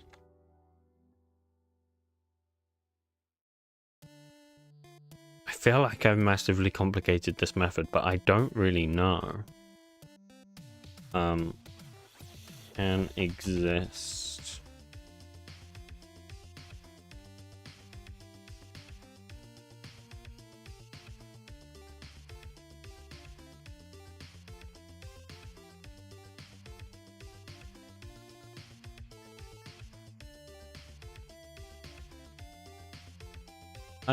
I don't know. I think it's probably fine.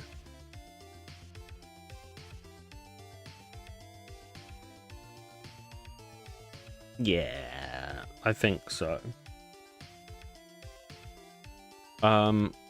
So then what we can do is inside of the tree tap block itself,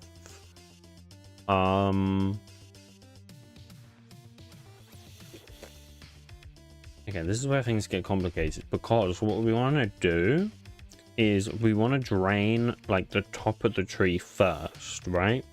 So we drain that and then it goes downwards, right?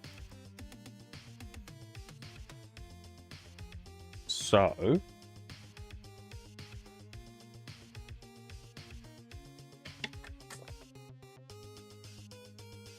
best way to do that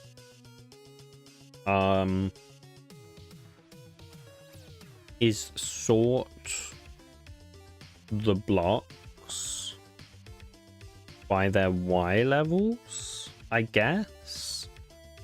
So like when we're grabbing the log state here, that's correct. We do want to do this while that block has latex.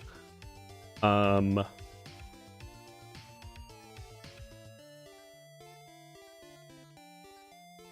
we don't necessarily want to extract latex from that block. We want to extract it from one of those top blocks.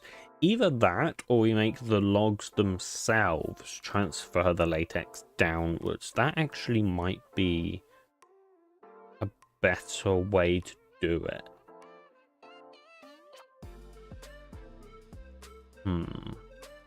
Other thing is, we probably want to add a cooldown so that like it's not instantly just extracting the entire thing, right? We don't want it to just take 9 ticks, you know. We want it to take a little bit longer than that. So ideally, maybe I don't want to say 9 minutes because that's insane. Maybe like we're doing per log, but I suppose you'd be doing an entire tree, right? So let's say the tree had like, let's say the tree had like 64 logs, just for, or you know, let's say it has 50 logs for simplicity's sake, right?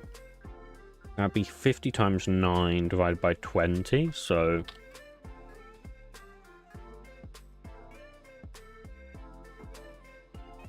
that would take 22.5 seconds to drain an entire tree. That's not feasible. So we need to at least maybe make it a second per one. Right, so then it would be 50. What would that be? 50 times 9 times 20? Is that right? 50 times, so 50 logs. All have 9 stages. 20 ticks per stage.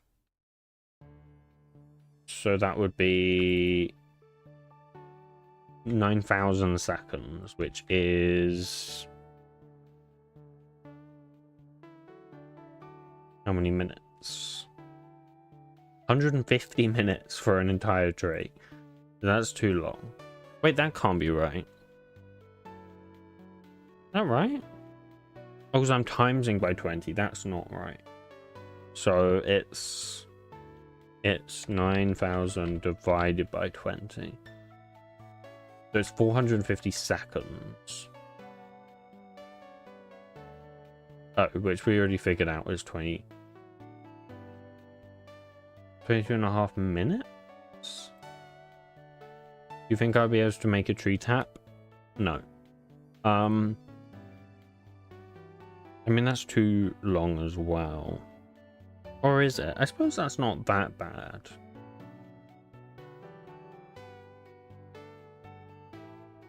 Sure, okay, let's do that. So let's have a private int progress. Well, sure, we'll set that easy to set that to 0. Then what we'll do is say if progress is less than 20, then yeah, progress is equal 0.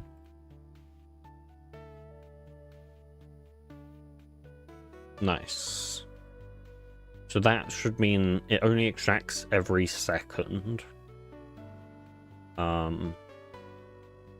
Let's have a constant as well. Yeah, extraction time, and then we can just easily modify that whenever we want. No hesitation. I mean, okay, if all you had to do was take one fluid from one block to another, then yes. But since you have to extract the entire tree from the top down, no, because that means you have to traverse the entire tree. And I don't think you'd know how to do that.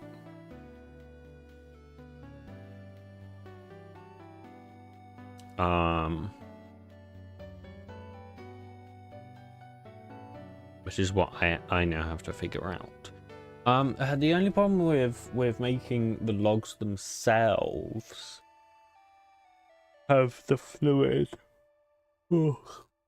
Making the logs themselves have the fluid go down means the logs have to tick. And you don't want the logs to tick because that would be expensive.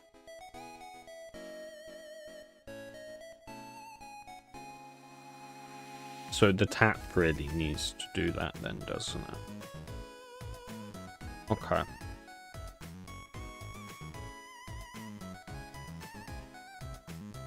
Okay. Fine, so we'll make the tap do that then. So the tap will traverse the entire tree, it'll find those top blocks, and it'll take latex from those top blocks. Now what we will do...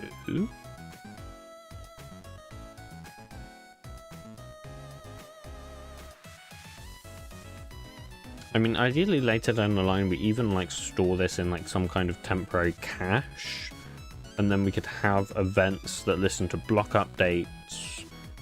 And if the block updates are one of those positions, then we could update the cache. For now, I think we'll just make it search every single time. But yeah, that's fine. So what we want to do then, latex block has latex, and then what we want to do is we want to find one of the topmost positions. So we want to do set of block pos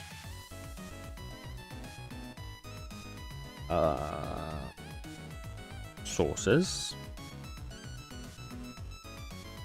new hash sets, new hash sets. Well, previously visited, this can just be collections.empty set. That's fine.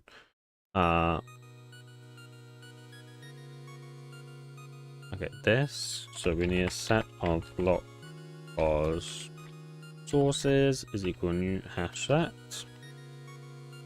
Then we can do that.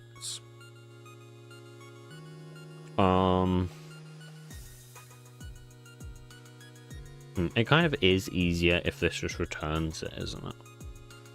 This is the only thing I'm thinking. Yeah, let's just make it return it, because it's just so much easier to do that. Because it just means I can then just return visited there, and like here I can just set that equal to that, and then just do a new hash set. Right, so that's so much easier. And then same thing here, so I can just set sources equal to that, and then just do a new hash set. So then what I want to do is I want to stream,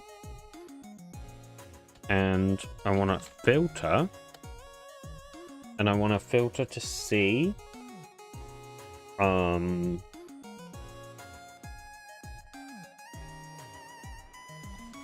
want to filter to see that it has latex. So let's map it actually, first of all. Pos. And we're going to map it to map.entry of pos, and this will level to get block state pos.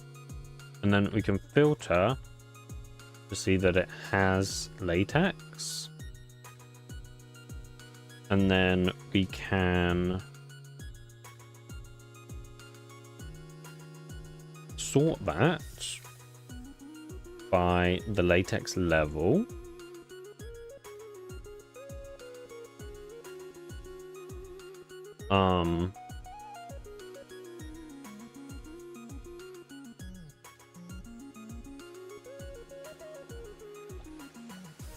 We can actually map it to...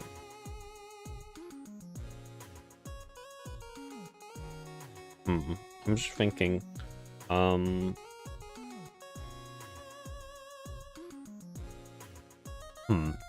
let's make a record.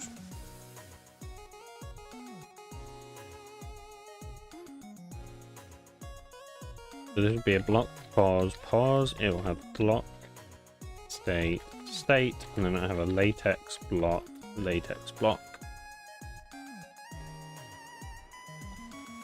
And then what we can do is we can simplify this a little bit. So we can return a new latex entry like that. This will be the state, and then latex block is equal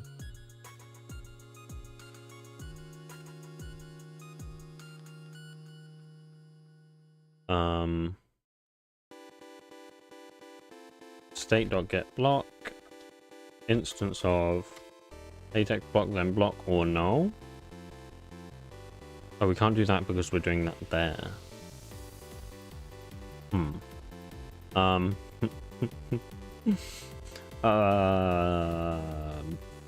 Sub latex block,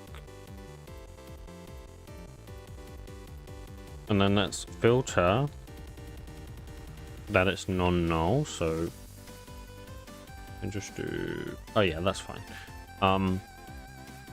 Then we can say entry dot latex block that has latex, which will be entry dot state and entry, and then comparing int by entry dot latex block dot get latex level entry dot state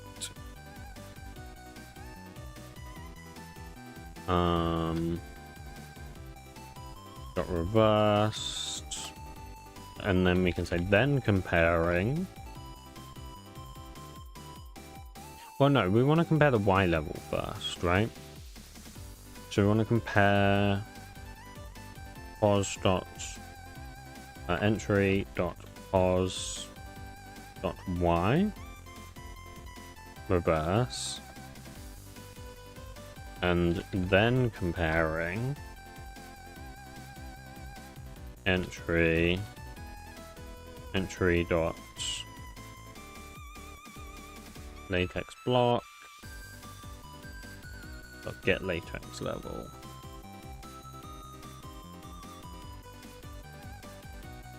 Okay, why is it complaining at me? Comparing int. Oh, is it because I'm doing dot reversed? I don't think so. I think that's fine.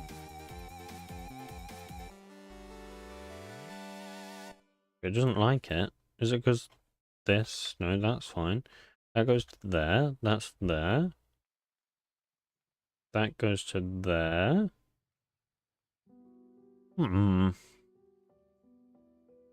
Entry dot pause. Yeah, why is it saying that's an object? What am I doing wrong here? What have I messed up?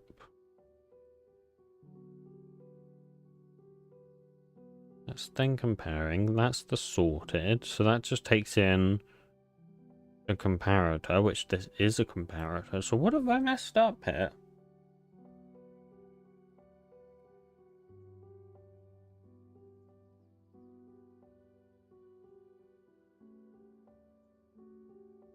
I don't know. I'm gonna have to ask Big Man.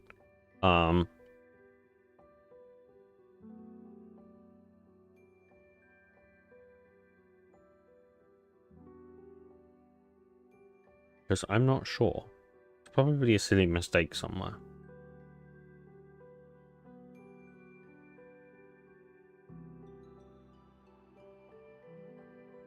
Gotta wait 10 years, but That be how it be?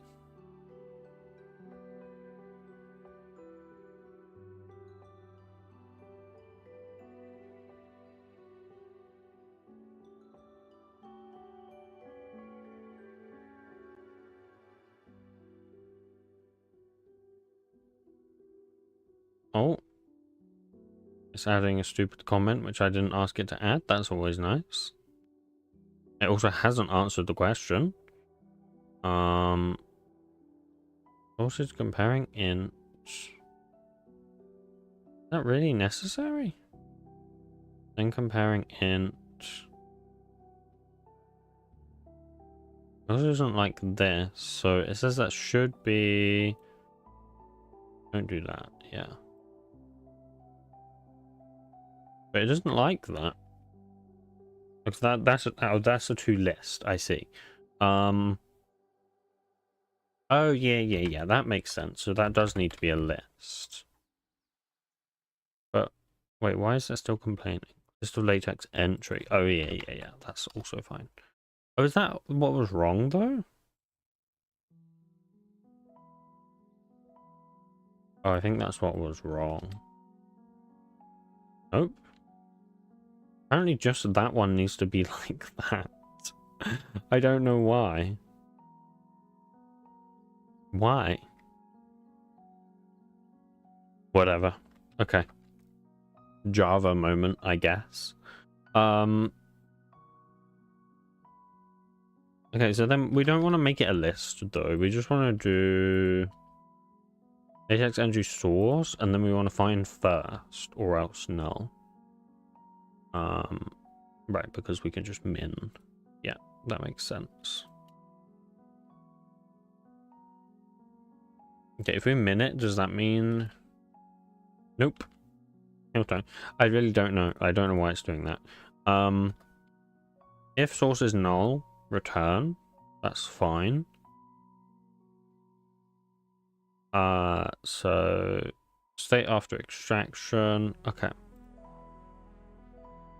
So here, we want to do source.state. Here we want to do source.pos. I think that's it. I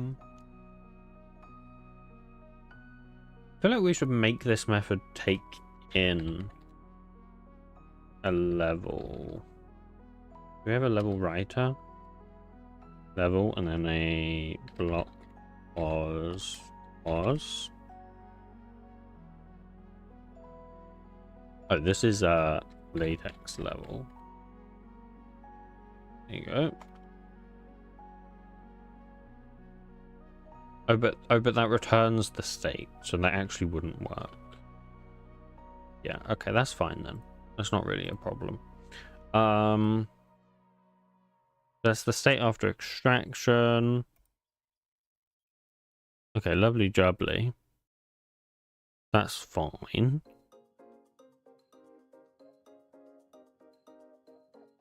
So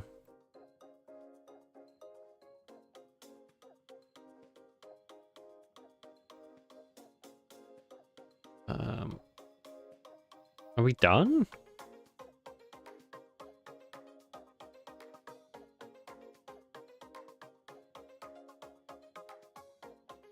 I think so. I guess.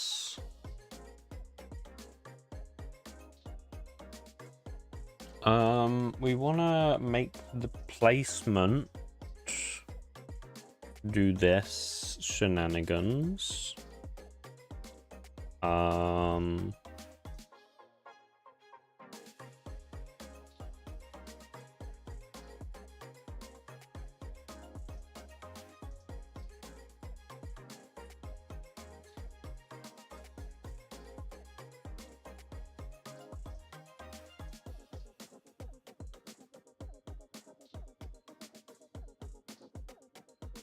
I guess, I mean, we need to save things, right? So we need to do save. Yeah, save additional and load additional, right? So we need to do... I think it's just put int. Yeah. Then we need to do... value helper or something? Value... util? What is that? Oh, put... something view utils, that's it. View utils. Put child, output fluid storage, desktop fluid storage. Okay. Like that. And then load additional basically does the same thing. So we can do get int or, and then we can do 0. And then we can just do read child. And desktop fluid storage, like that. Are we missing anything? So obviously we're going to want to do the renderer, and we're going to want to do the model.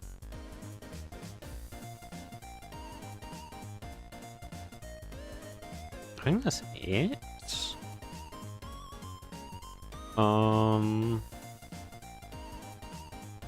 Yeah.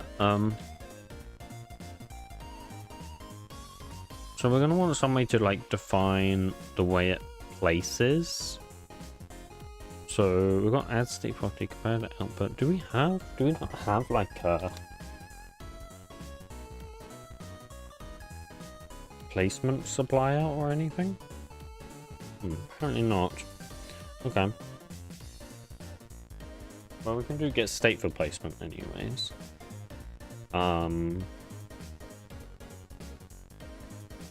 So yeah, we don't want to place in the opposite direction. What we want to do is we want to do direction.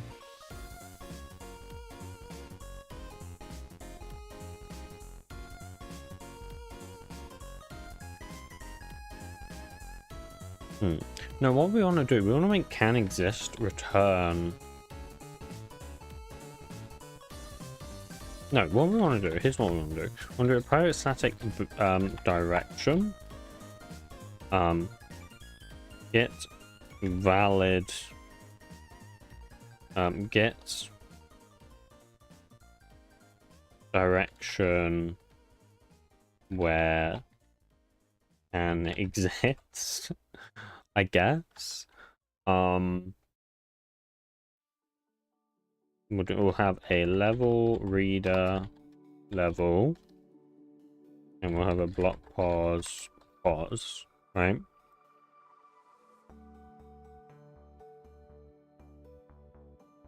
And then basically we'll do this entire thing,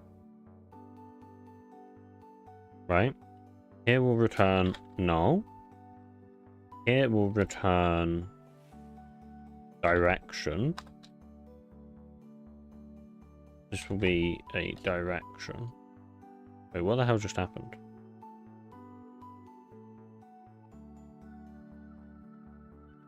Wait, what the hell just happened? I don't even know what just happened. I wanted to take this and I wanted to put it in here. There you go. So now I can return null. And then I can return direction like that. And then here, I just want to know that is not null. Hello, Wide. Welcome back. Things are going pretty well, I believe. Okay, facing is equal null, return null. Else we return that with the horizontal facing set to the facing. Do we want to set that to the opposite, though? Maybe. We'll figure that out later. That's not important right now.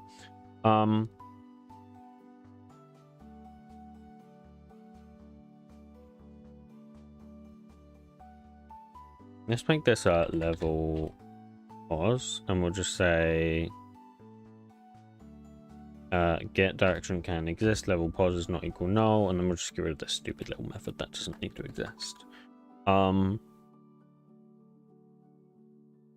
Well, never mind. I take it back. I want that method. Just in case I want to hot swap something or whatever. Then it just means I can.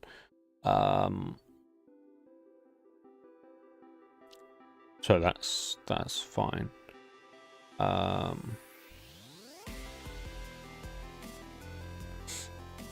Okay, so we're done. I kind of do want to implement that caching that I talked about. Just because I know how expensive it's going to be to traverse the entire tree every second. Especially if it's on a bigger tree.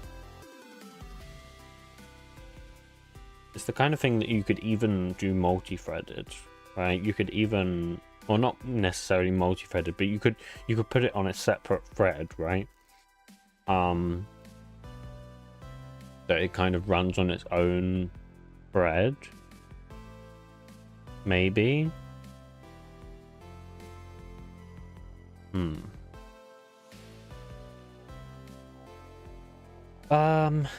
I don't know, chat. What do we do?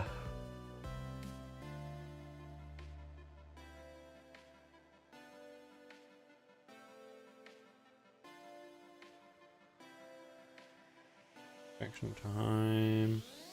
What are you trying to figure out now? Right now, I'm trying to figure out whether I should put the tree traversing on its own thread, or at least cache it. I'm more inclined to cache it. I think that wouldn't be too hard.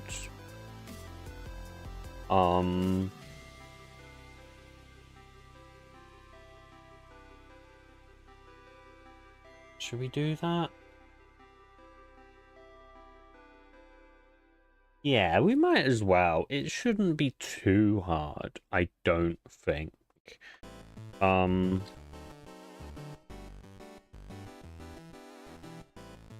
So we've got map, set of block pause to Boolean. I mean, that's okay, but the problem with that is it's hard to use that as a key.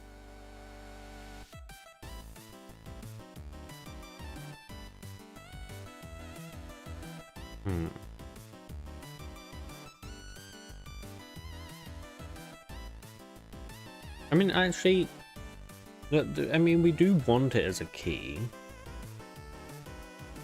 But I do just wonder, maybe, do we make it a list and make that an object? No, I think this is fine. Okay, well, I don't know why it's named it like that, but that's not right. Can it do that, please? Okay. So, yeah, and then what we can do... You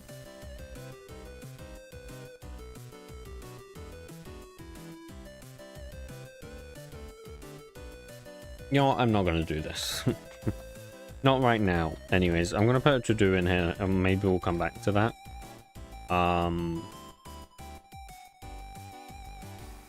Every time it ticks to find open it. Yeah, basically what Copilot's just said. It's actually, I'm kind of impressed that it's actually it's figured that out.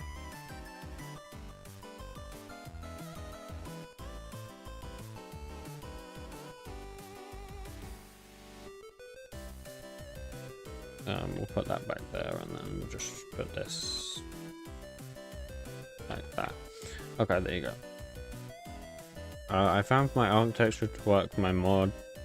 I found my architecture to work for my mod idea. I have to sort a lot of things as cache. Basically, use properties derived from bit calcs to find bulk properties. I say of any design material. That sounds complicated.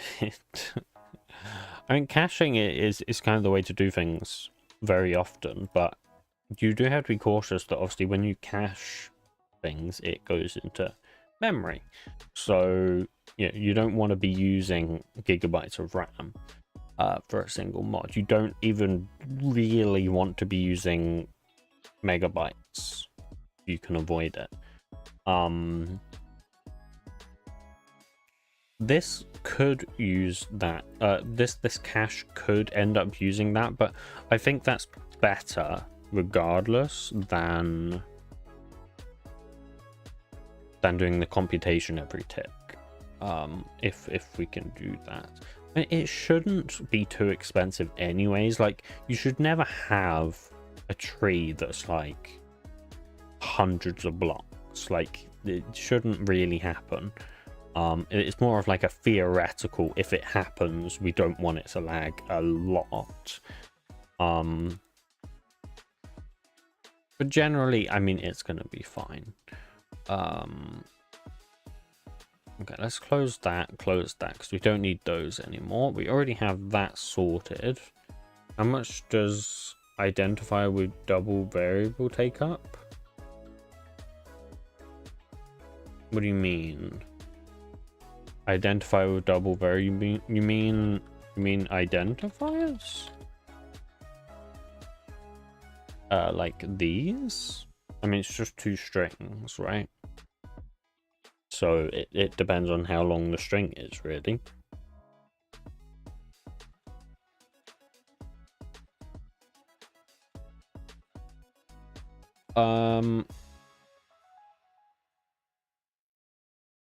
Okay, so what we will do now,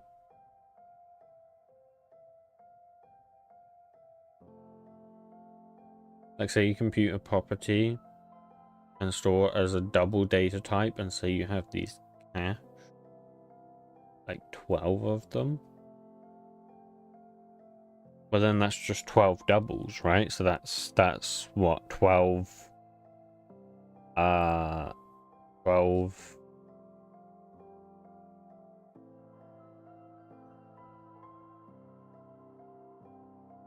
let's see. So then that would be 12 times, so that'll be 96 bytes, right? Because doubles are 8 bytes. Is that right? Yeah, doubles are 8 bytes. So then 12 doubles, 96 bytes.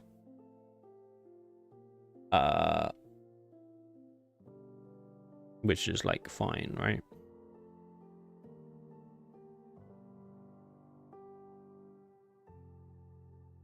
Okay, so what we can do...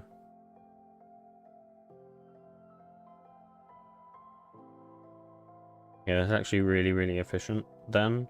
Now multiply that times, said, 100. Well, I mean, sure. But, like, that's still not much, right? That's still... what, 9,600 bytes? 9.6 kilobytes? Or it's not 9.6 kilobytes, is it? It's...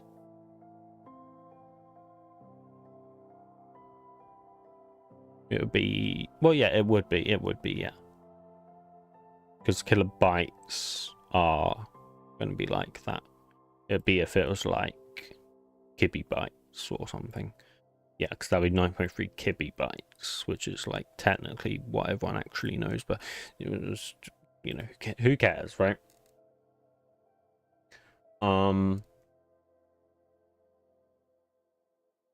So I mean, I think we're done with the tree tap. We do need to make a model, of course. And then we need to also make a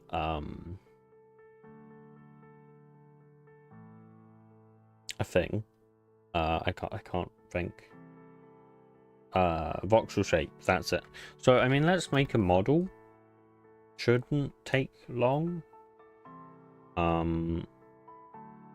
We can do a block item model. Oh, we do need to do a renderer as well. Oh, this is in 1.21.11 now. Oh, I wonder if they've added that for modded entity. Nope. Of course they haven't. Why would they ever have done that? Okay, I always get confused which way the model is actually facing. This way is the front of the model, so... yeah, that's fine. I want to move this up by 8, I think. I'm just trying to think. If I do there, like that's 16. Is that in the middle? Well, let's think. There's 10 there.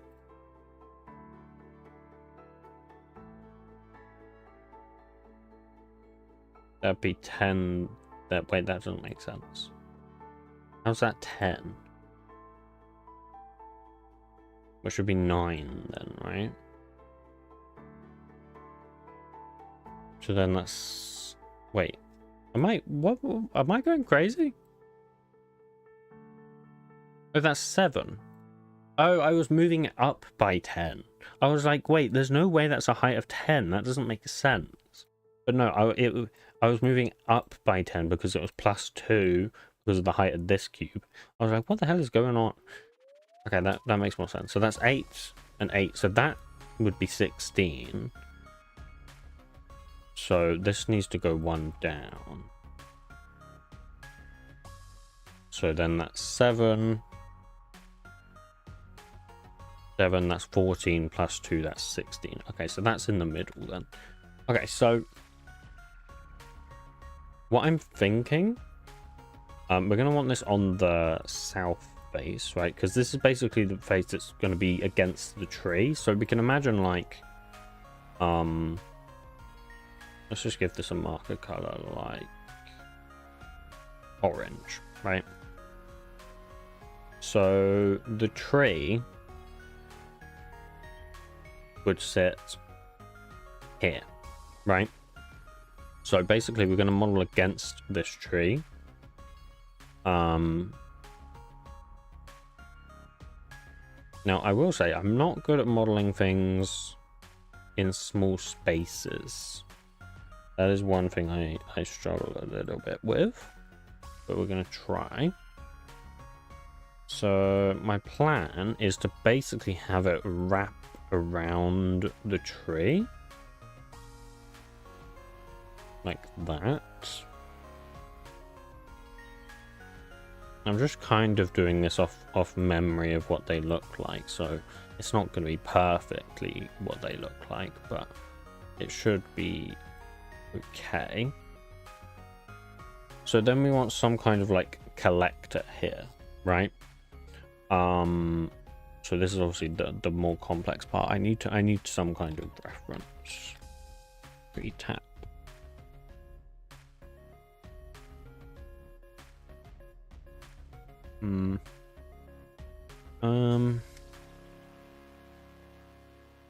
Yeah, I was more thinking like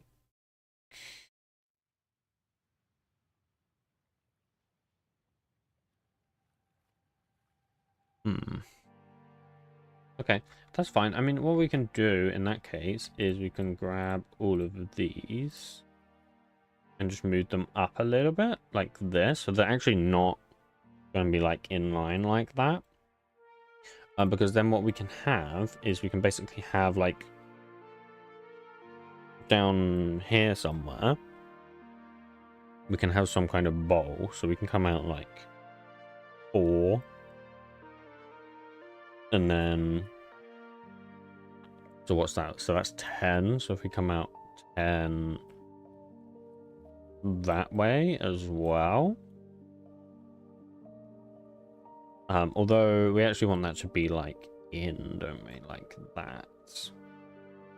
So maybe not 10 because that's too big. So what we can do is do like 1, 2, 1, 2.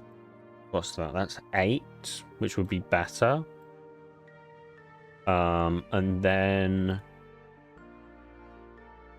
we can kind of just bowl it out is my thoughts.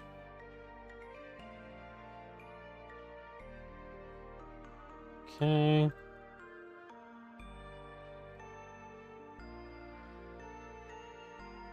So like this. And then go one more. Want it to be like a reasonable size because it basically needs to hold like a bucket sized, right? You think about it like that. So what we probably want to do, actually, now that I think about this, is move these up by 1 and have these go up 2.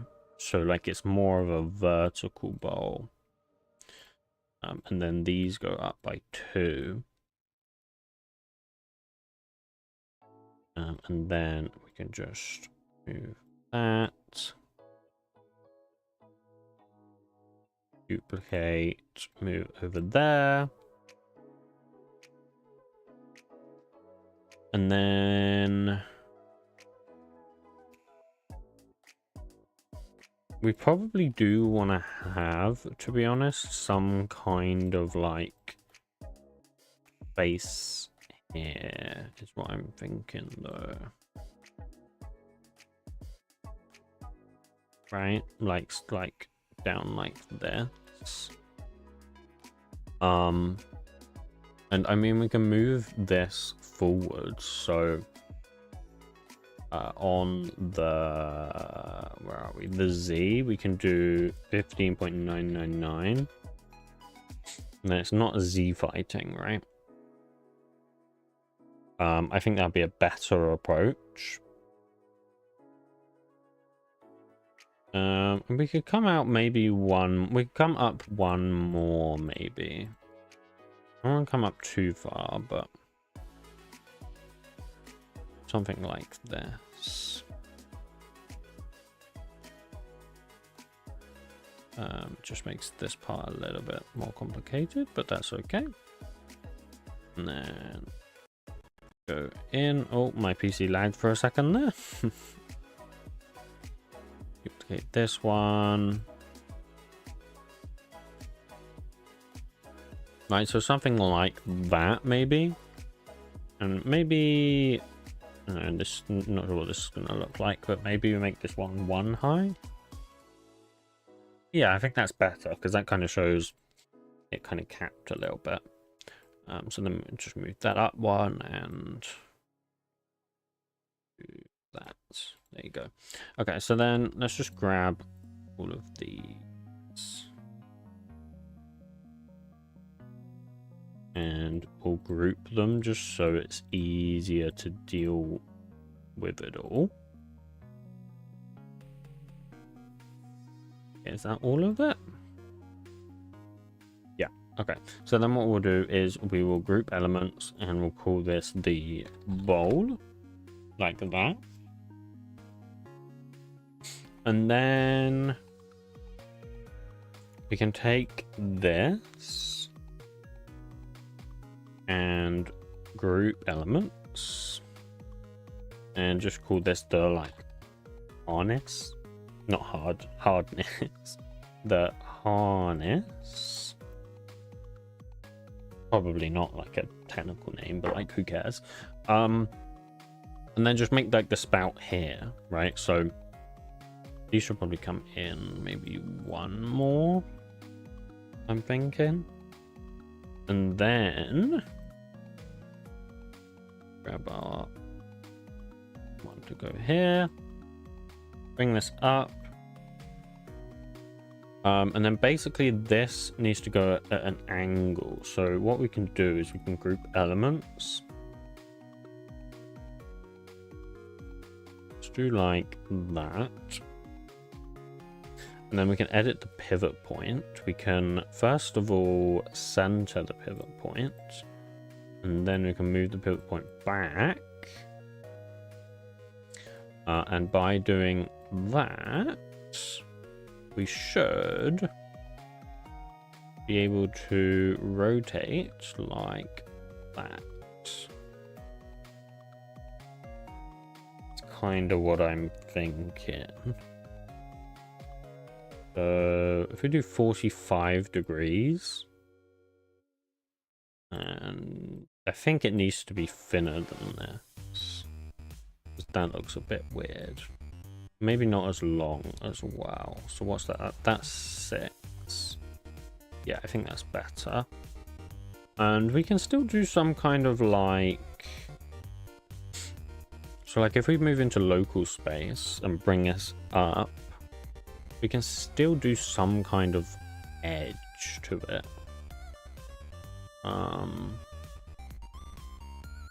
Like that is what I'm thinking.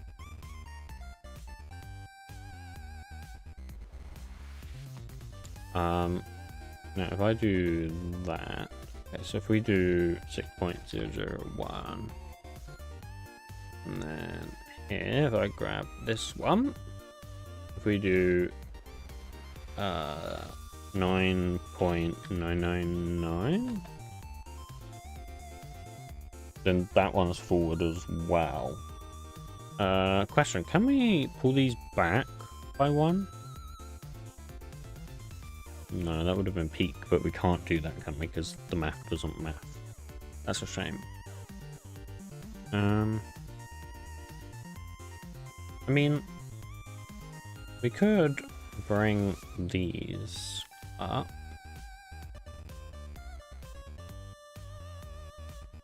Add some kind of like, I don't know. I don't know what it is, but like some kind of thing. In fact, if we duplicate that like that, because we're going to want to like bring it down, right?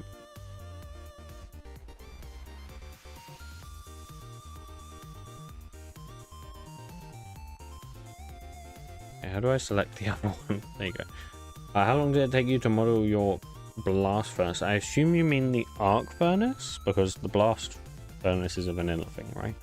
The arc furnace took me like, I actually don't know, like 8 hours maybe total. I didn't do it in one go, of course, so we're probably like 8 hours, I'm guessing, maybe less. I didn't time it, so I can't say for sure. Something like that I quite like. I think this is okay.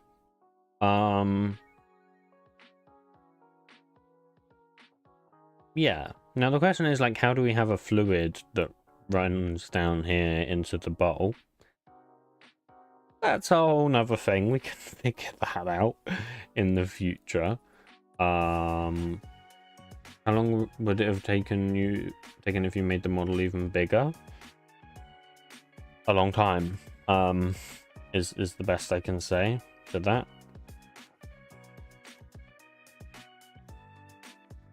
Let's turn export off on that. Yeah, okay.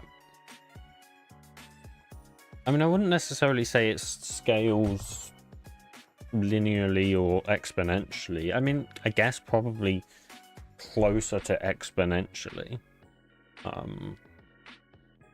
Probably more than linearly.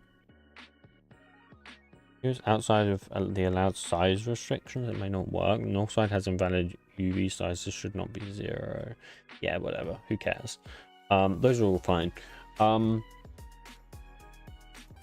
Okay, so we want to select all of this. This, by the way, is the funnel.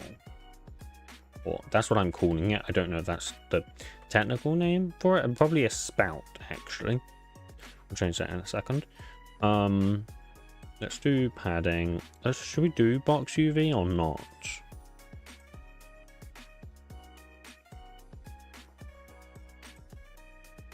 Should we even make a UV for the whole thing, actually? Because we could make this part here. I actually have an idea. I don't know if this is going to work or not, but there's only one way to find out. So if we import texture, and I find steel, apply to elements, and then go viewing mapping relative auto,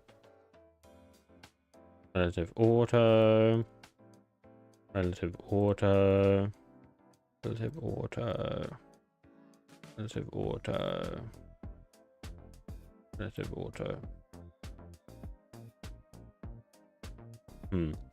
Yeah, see, that doesn't really work on the up direction, does it? Because of like where it is.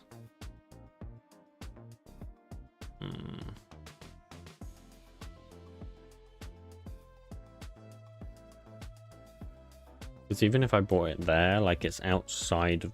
Oh, no, I see. It's because... Yeah. Yeah. I see what the problem is. Because this is like the edge of the block, and then this is the edge of the other block. Oh, wait, no, it's not. Yeah, it's probably just bugging out because... Yeah. So we can't really do that then.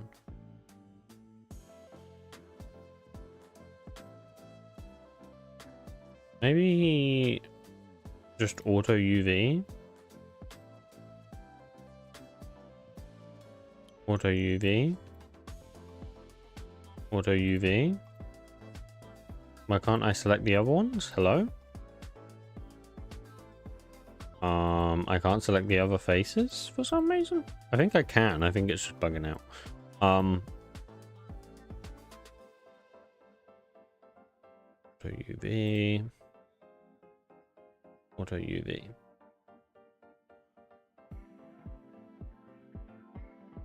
Okay, I think that's better. It's still a little bit weird, but like that's better, right? But I gotta say, however, did that advance AE mod and AE mod in general for our wizards? I mean, yeah, to an extent. But I will say, I think they're maybe not as complex as they look. Those kind of mods. Okay, Blockbench is like dying. I don't know what I've done, but it's just not doing what I want it to do anymore. I mean, AE2 isn't really that complex of a mod. Like, I'm not saying it's an easy mod by any means, but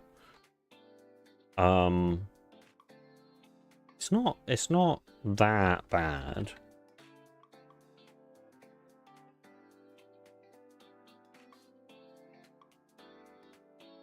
Yeah, let's see, did that fix it? Yeah, that did fix it. I don't know what was happening there then.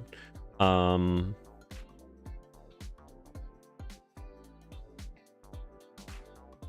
gonna use aluminium for this. I don't know if that's the right kind of thing to use, but apply to elements. UV mapping. We can do relative on this one because it's inside of the block. Relative.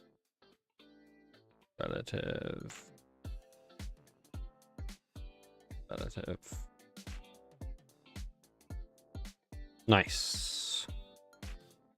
Lovely. And then final one is the spout. I think we probably want to use some kind of metal for that as well, though. Maybe also aluminium, to be honest. Oh, I wanted to rename that, didn't I? Actually, to spout.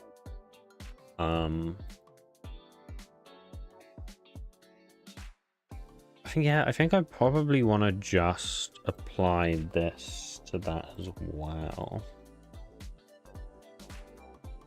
Just as like the best one to use. So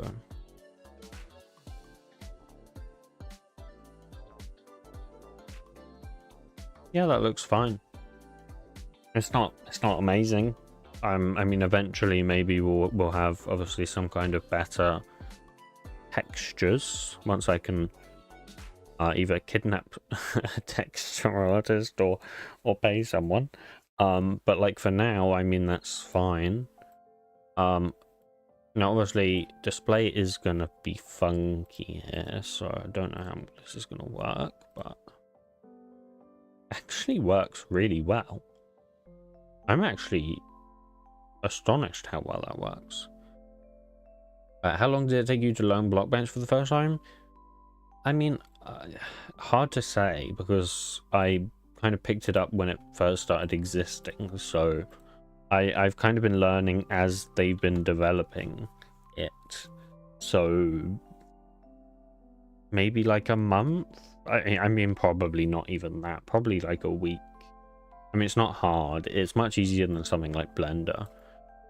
I don't even use all the shortcuts. I don't use any shortcuts, to be honest. So yeah. Kidnap Ilya. Ilya is way too busy to be kidnapped. He is like hella busy bee, bro.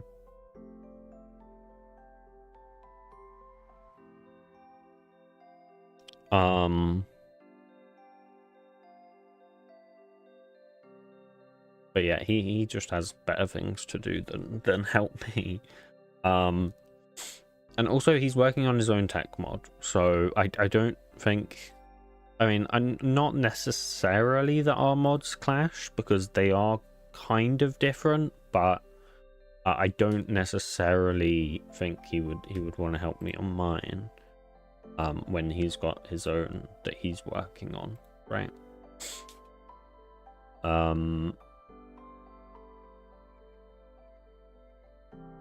So yeah. Learn to texture, bro. If only it was that easy. I could never texture. I can't. Like, I just can't. Like, you have to be born to do it. Did I just close Blockbench, by the way? I did. I forgot to even export the model, and I already closed Blockbench. Of course I did. But I feel like you have to be born to be good at art. I just don't have my brain is just not wired up for that. It doesn't matter. I think no matter how long I put into it, I genuinely don't think I would ever be good at it.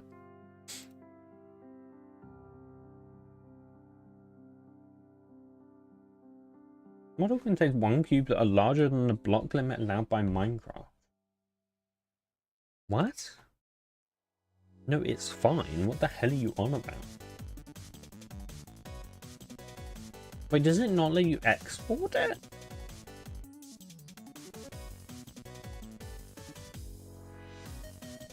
Wait, Blockbench doesn't let you export if it's larger than what Minecraft allows? Surely not. Okay, it does. I was gonna say, that would be so stupid.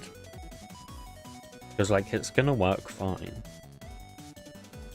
I don't care what Blockbench says. I already know it's gonna work fine. It's not something I'm worried about. Can you vibe color it? What do you mean vibe color it?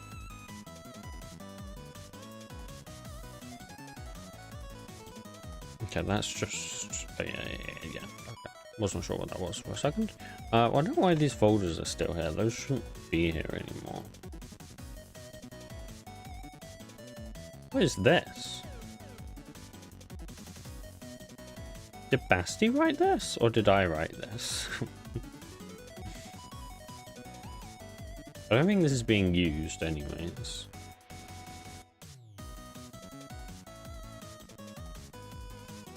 Well, like, what is the Blockbench output file? It's a JSON file, yeah. But, like, it can't vibe code models. That's just, it just can't do that. I can do color matching in 3D space with normal colors, but you send me into pixel texturing, and I'm like, how the fuck do I make? Yeah, exactly. That's exactly it, man. I can't. I don't know. Getting it to look good is like not easy.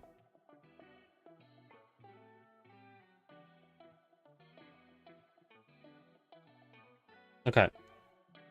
Let me just export the voxel shape as well. Now, I don't actually think... I don't think the voxel shape is gonna work. I don't think Minecraft will handle it being like out here. Like, it just won't know what to do, I think. But I mean, who knows, right? So what I can do with the spout, because this is at a diagonal, so that's not going to work in the voxel shape. Best bet is just grab a cube and just cube over it.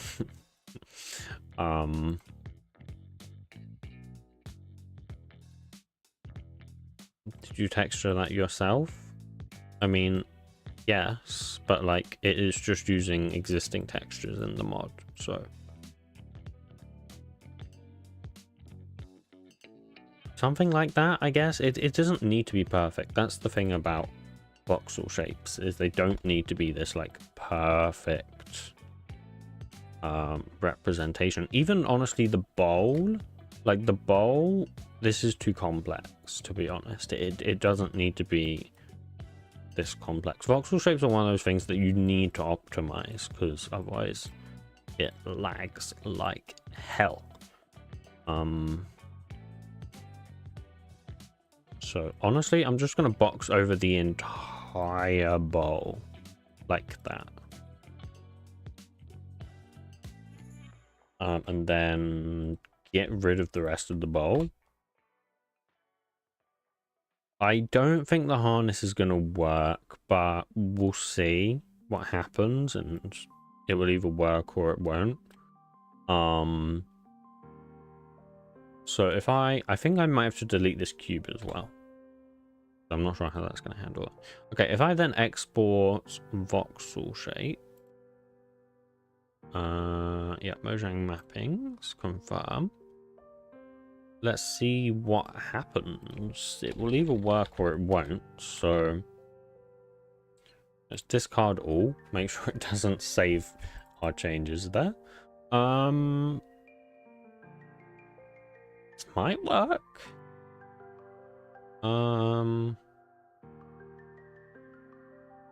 Sure, let's try it. So let's go into tree tap block.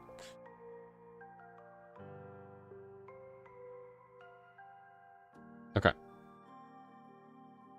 And what we'll do is we'll go private static final, voxel shape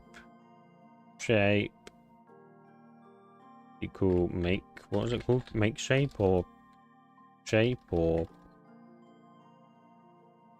It's not static. Why is it not static?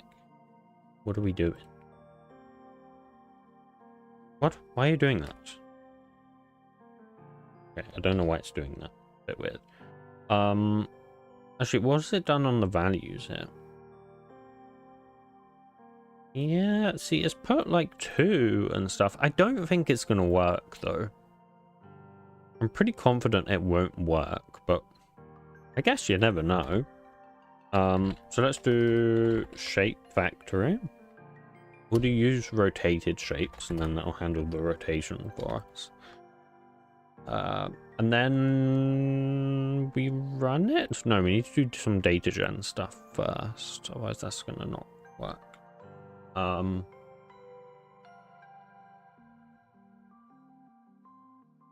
So let's do loot table first of all.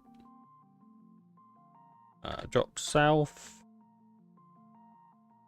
block in it dot tree tap. Also, do you think? Also, you may think this is whack, but I was deciding between making my mod in 1.12.2 or 1.20.1. I should have been 1.20.1. Did I make the wrong decision? I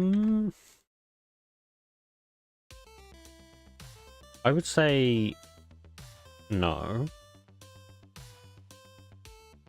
But, well, yes, but not because 1.20.1 is better than...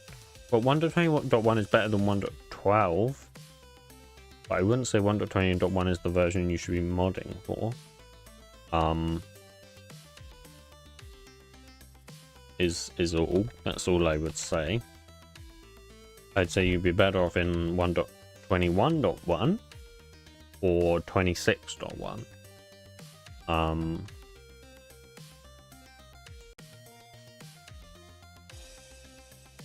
But yeah, definitely better than 1.12 because no one wants 1.12 anymore. Like, when I say no one, I mean effectively no one. Like there's a couple people still modding on 1.12, but very few and far between, and they primarily exist in a single Discord server called Legacy Modding. But a lot of those people aren't even doing 1.12. A lot of the people in there are doing like older versions even.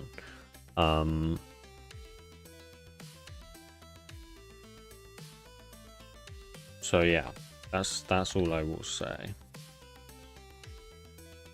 How do I do... Oh, how do I just do like a register symbol state? No? State. How do I just do a simple... Is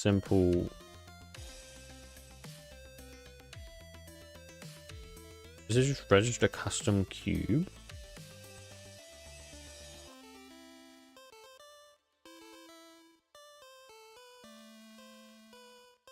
$1.12 all in one server. Yeah, they basically are all in one server.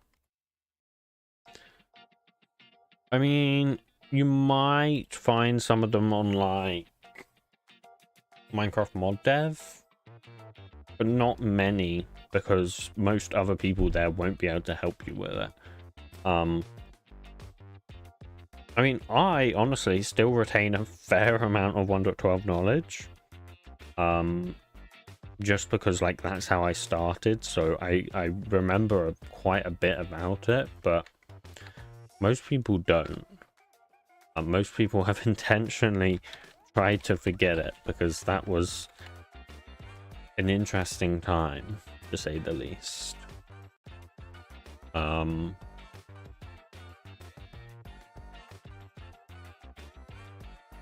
So yeah. Okay, let's give the game a run. And then, oh my god, we're at 10 o'clock already. I thought it was like 9 o'clock. Okay. So we'll probably have to end after this does or doesn't work, unfortunately. Oh shit, the only thing is, we told it to have block entity renderer.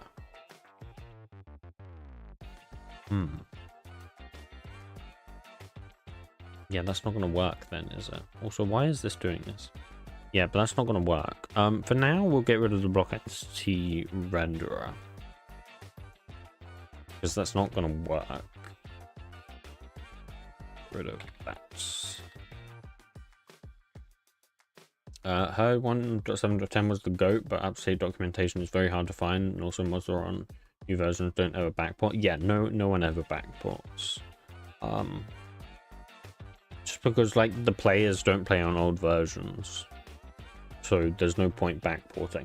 Like, you'll find that in terms of player counts, it pretty much matches what the developers are on. Like, for the most part. That's obviously not entirely true. Like, there's still some old packs releasing for like 1.12 or 1.7.10 or 1.8.9 or whatever, but not many.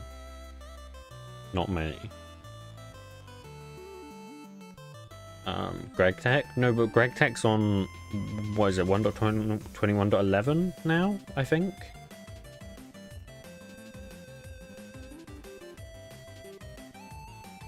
Or, well, not the original Greg Tech, but you've got modern Greg Tech, which is like the same thing, but modern.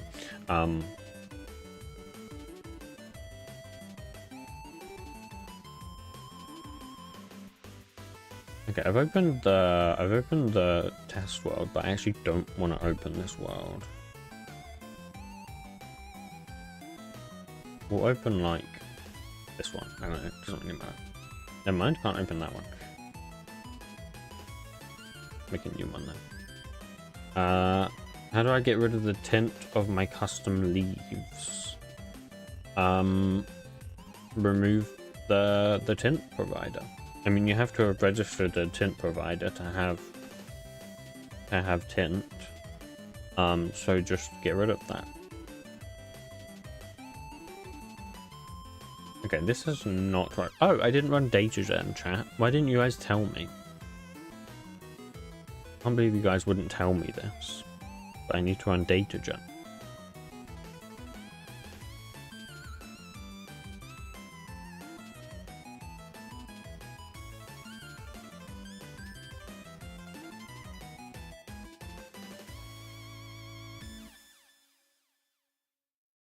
Okay, we done? Almost. Nice. Okay. So now I will just do a build. Wait a hot minute for this to do that. And then we will... Oh. Uh-oh. Multi-block exporter has duplicate. Interesting.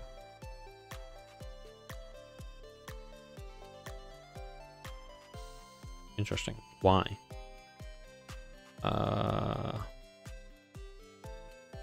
Fantastic question. Models, item, multi-block exporter. Because that's got the debug stick. Right, and what's the generated one? Multi-block exporter.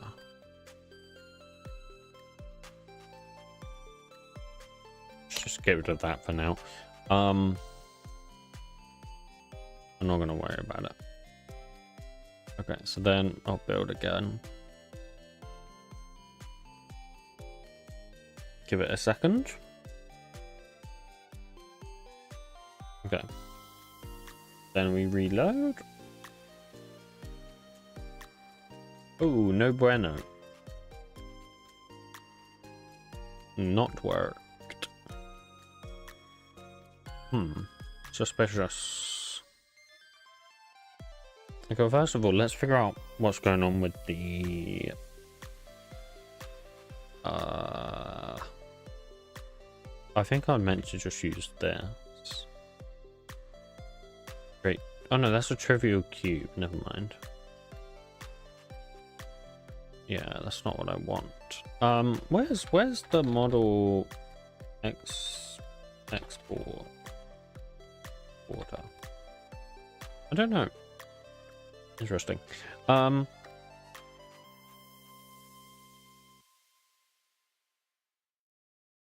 I thought this would work because that's generated the item model. In question, can I can't right click this.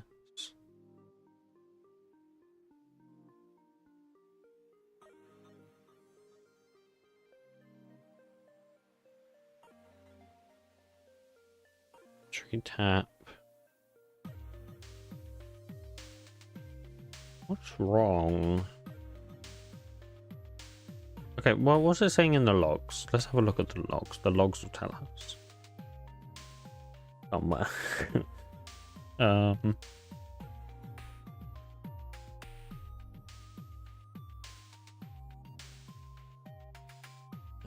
Fine. Let's just search for it. Let's search for tree tap. Here we go. Oh, of course, because it's a horizontal block.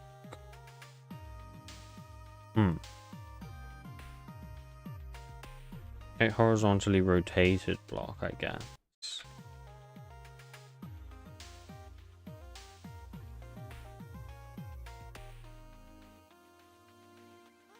What does this require? So that requires a provider.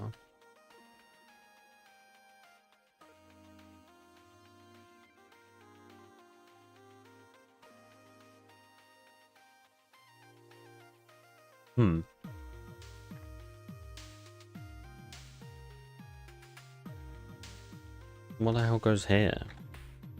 I think it is textured model. I think it is this kind of thing.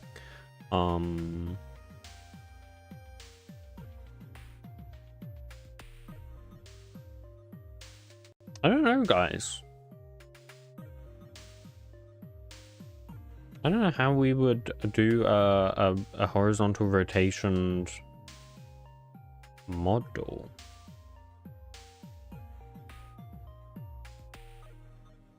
This custom cube, I think, doesn't register the item model.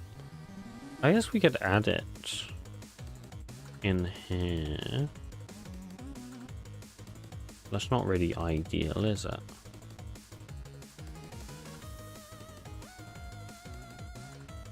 Should we just ask Codex Because we're kind of running out of time here. We're already overrunning by 10 minutes. So let's try and get some speedrun results. Okay, so I'll close. Well, I won't close Minecraft actually. I'll just.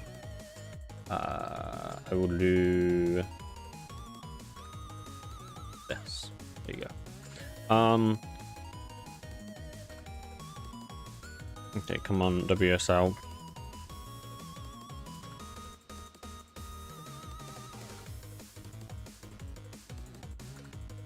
Okay. And codex. Wakey wakey. Okay. I need you to create the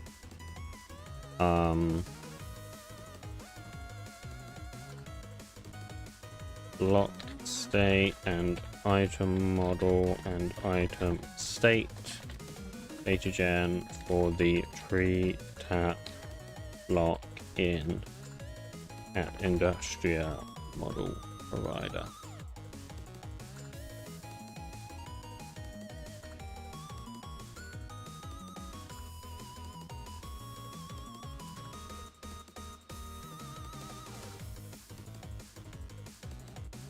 Okay. Let's see if I can do this, and then hopefully that will be it. Because then hopefully we'll see it working. Maybe. Regardless of whether it works or not, we will end the stream once we've tested it. So we'll see what this says first of all.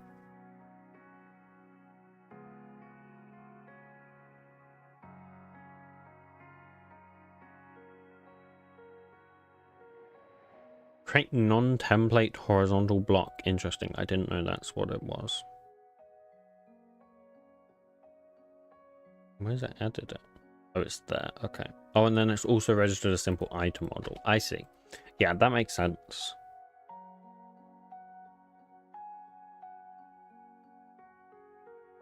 Okay, let's just see if it says that's okay.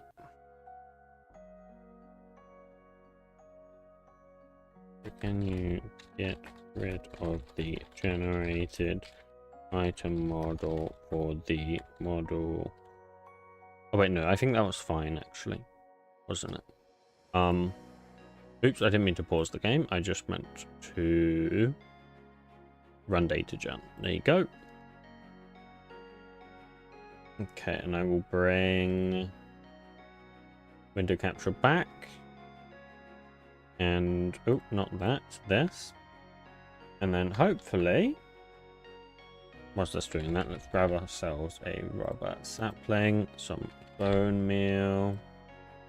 Let's just TP as to a plains, or no, we have to locate the biome, don't we? Of course we do. Locate biome, plains. Okay, take me there. Okay.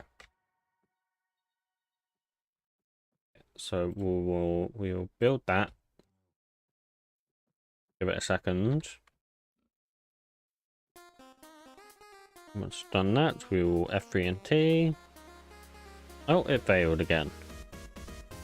Bro, it's generated it again, but it's not even in the friggin' whatever.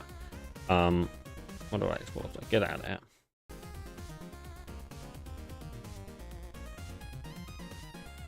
Build project. Let's grow a tree. Nice. Good start. Let's see.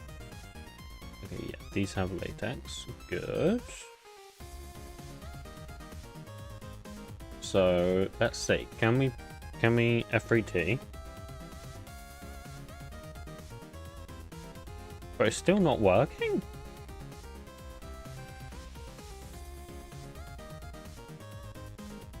Now what's it saying? Failed to load model. 2 exceeds the maximum allowed boundaries. Lovely. Okay. Right. Oh, it says it contains sprites outside the atlas. Oh, interesting. Let's have a look at the model real quick. Because it might just be that Blockbench did some weird things. Industria block, what's that, steel block, aluminium block. No, that's fine. Yeah, I don't know then, chat. We can still test if it works, though. And it doesn't work. Because I can't place it down. I don't think we're getting any errors, it's just not working. Well, that was uneventful. That was very uneventful. Because, yeah, we can't test if it works or not because something isn't working. So unfortunately, guys, we are going to have to end the stream here. I'll be live again next weekend. We'll do same as we did this weekend. We'll do Railroad Saturday. We'll do Industria Sunday. So I will see you all then. Goodbye.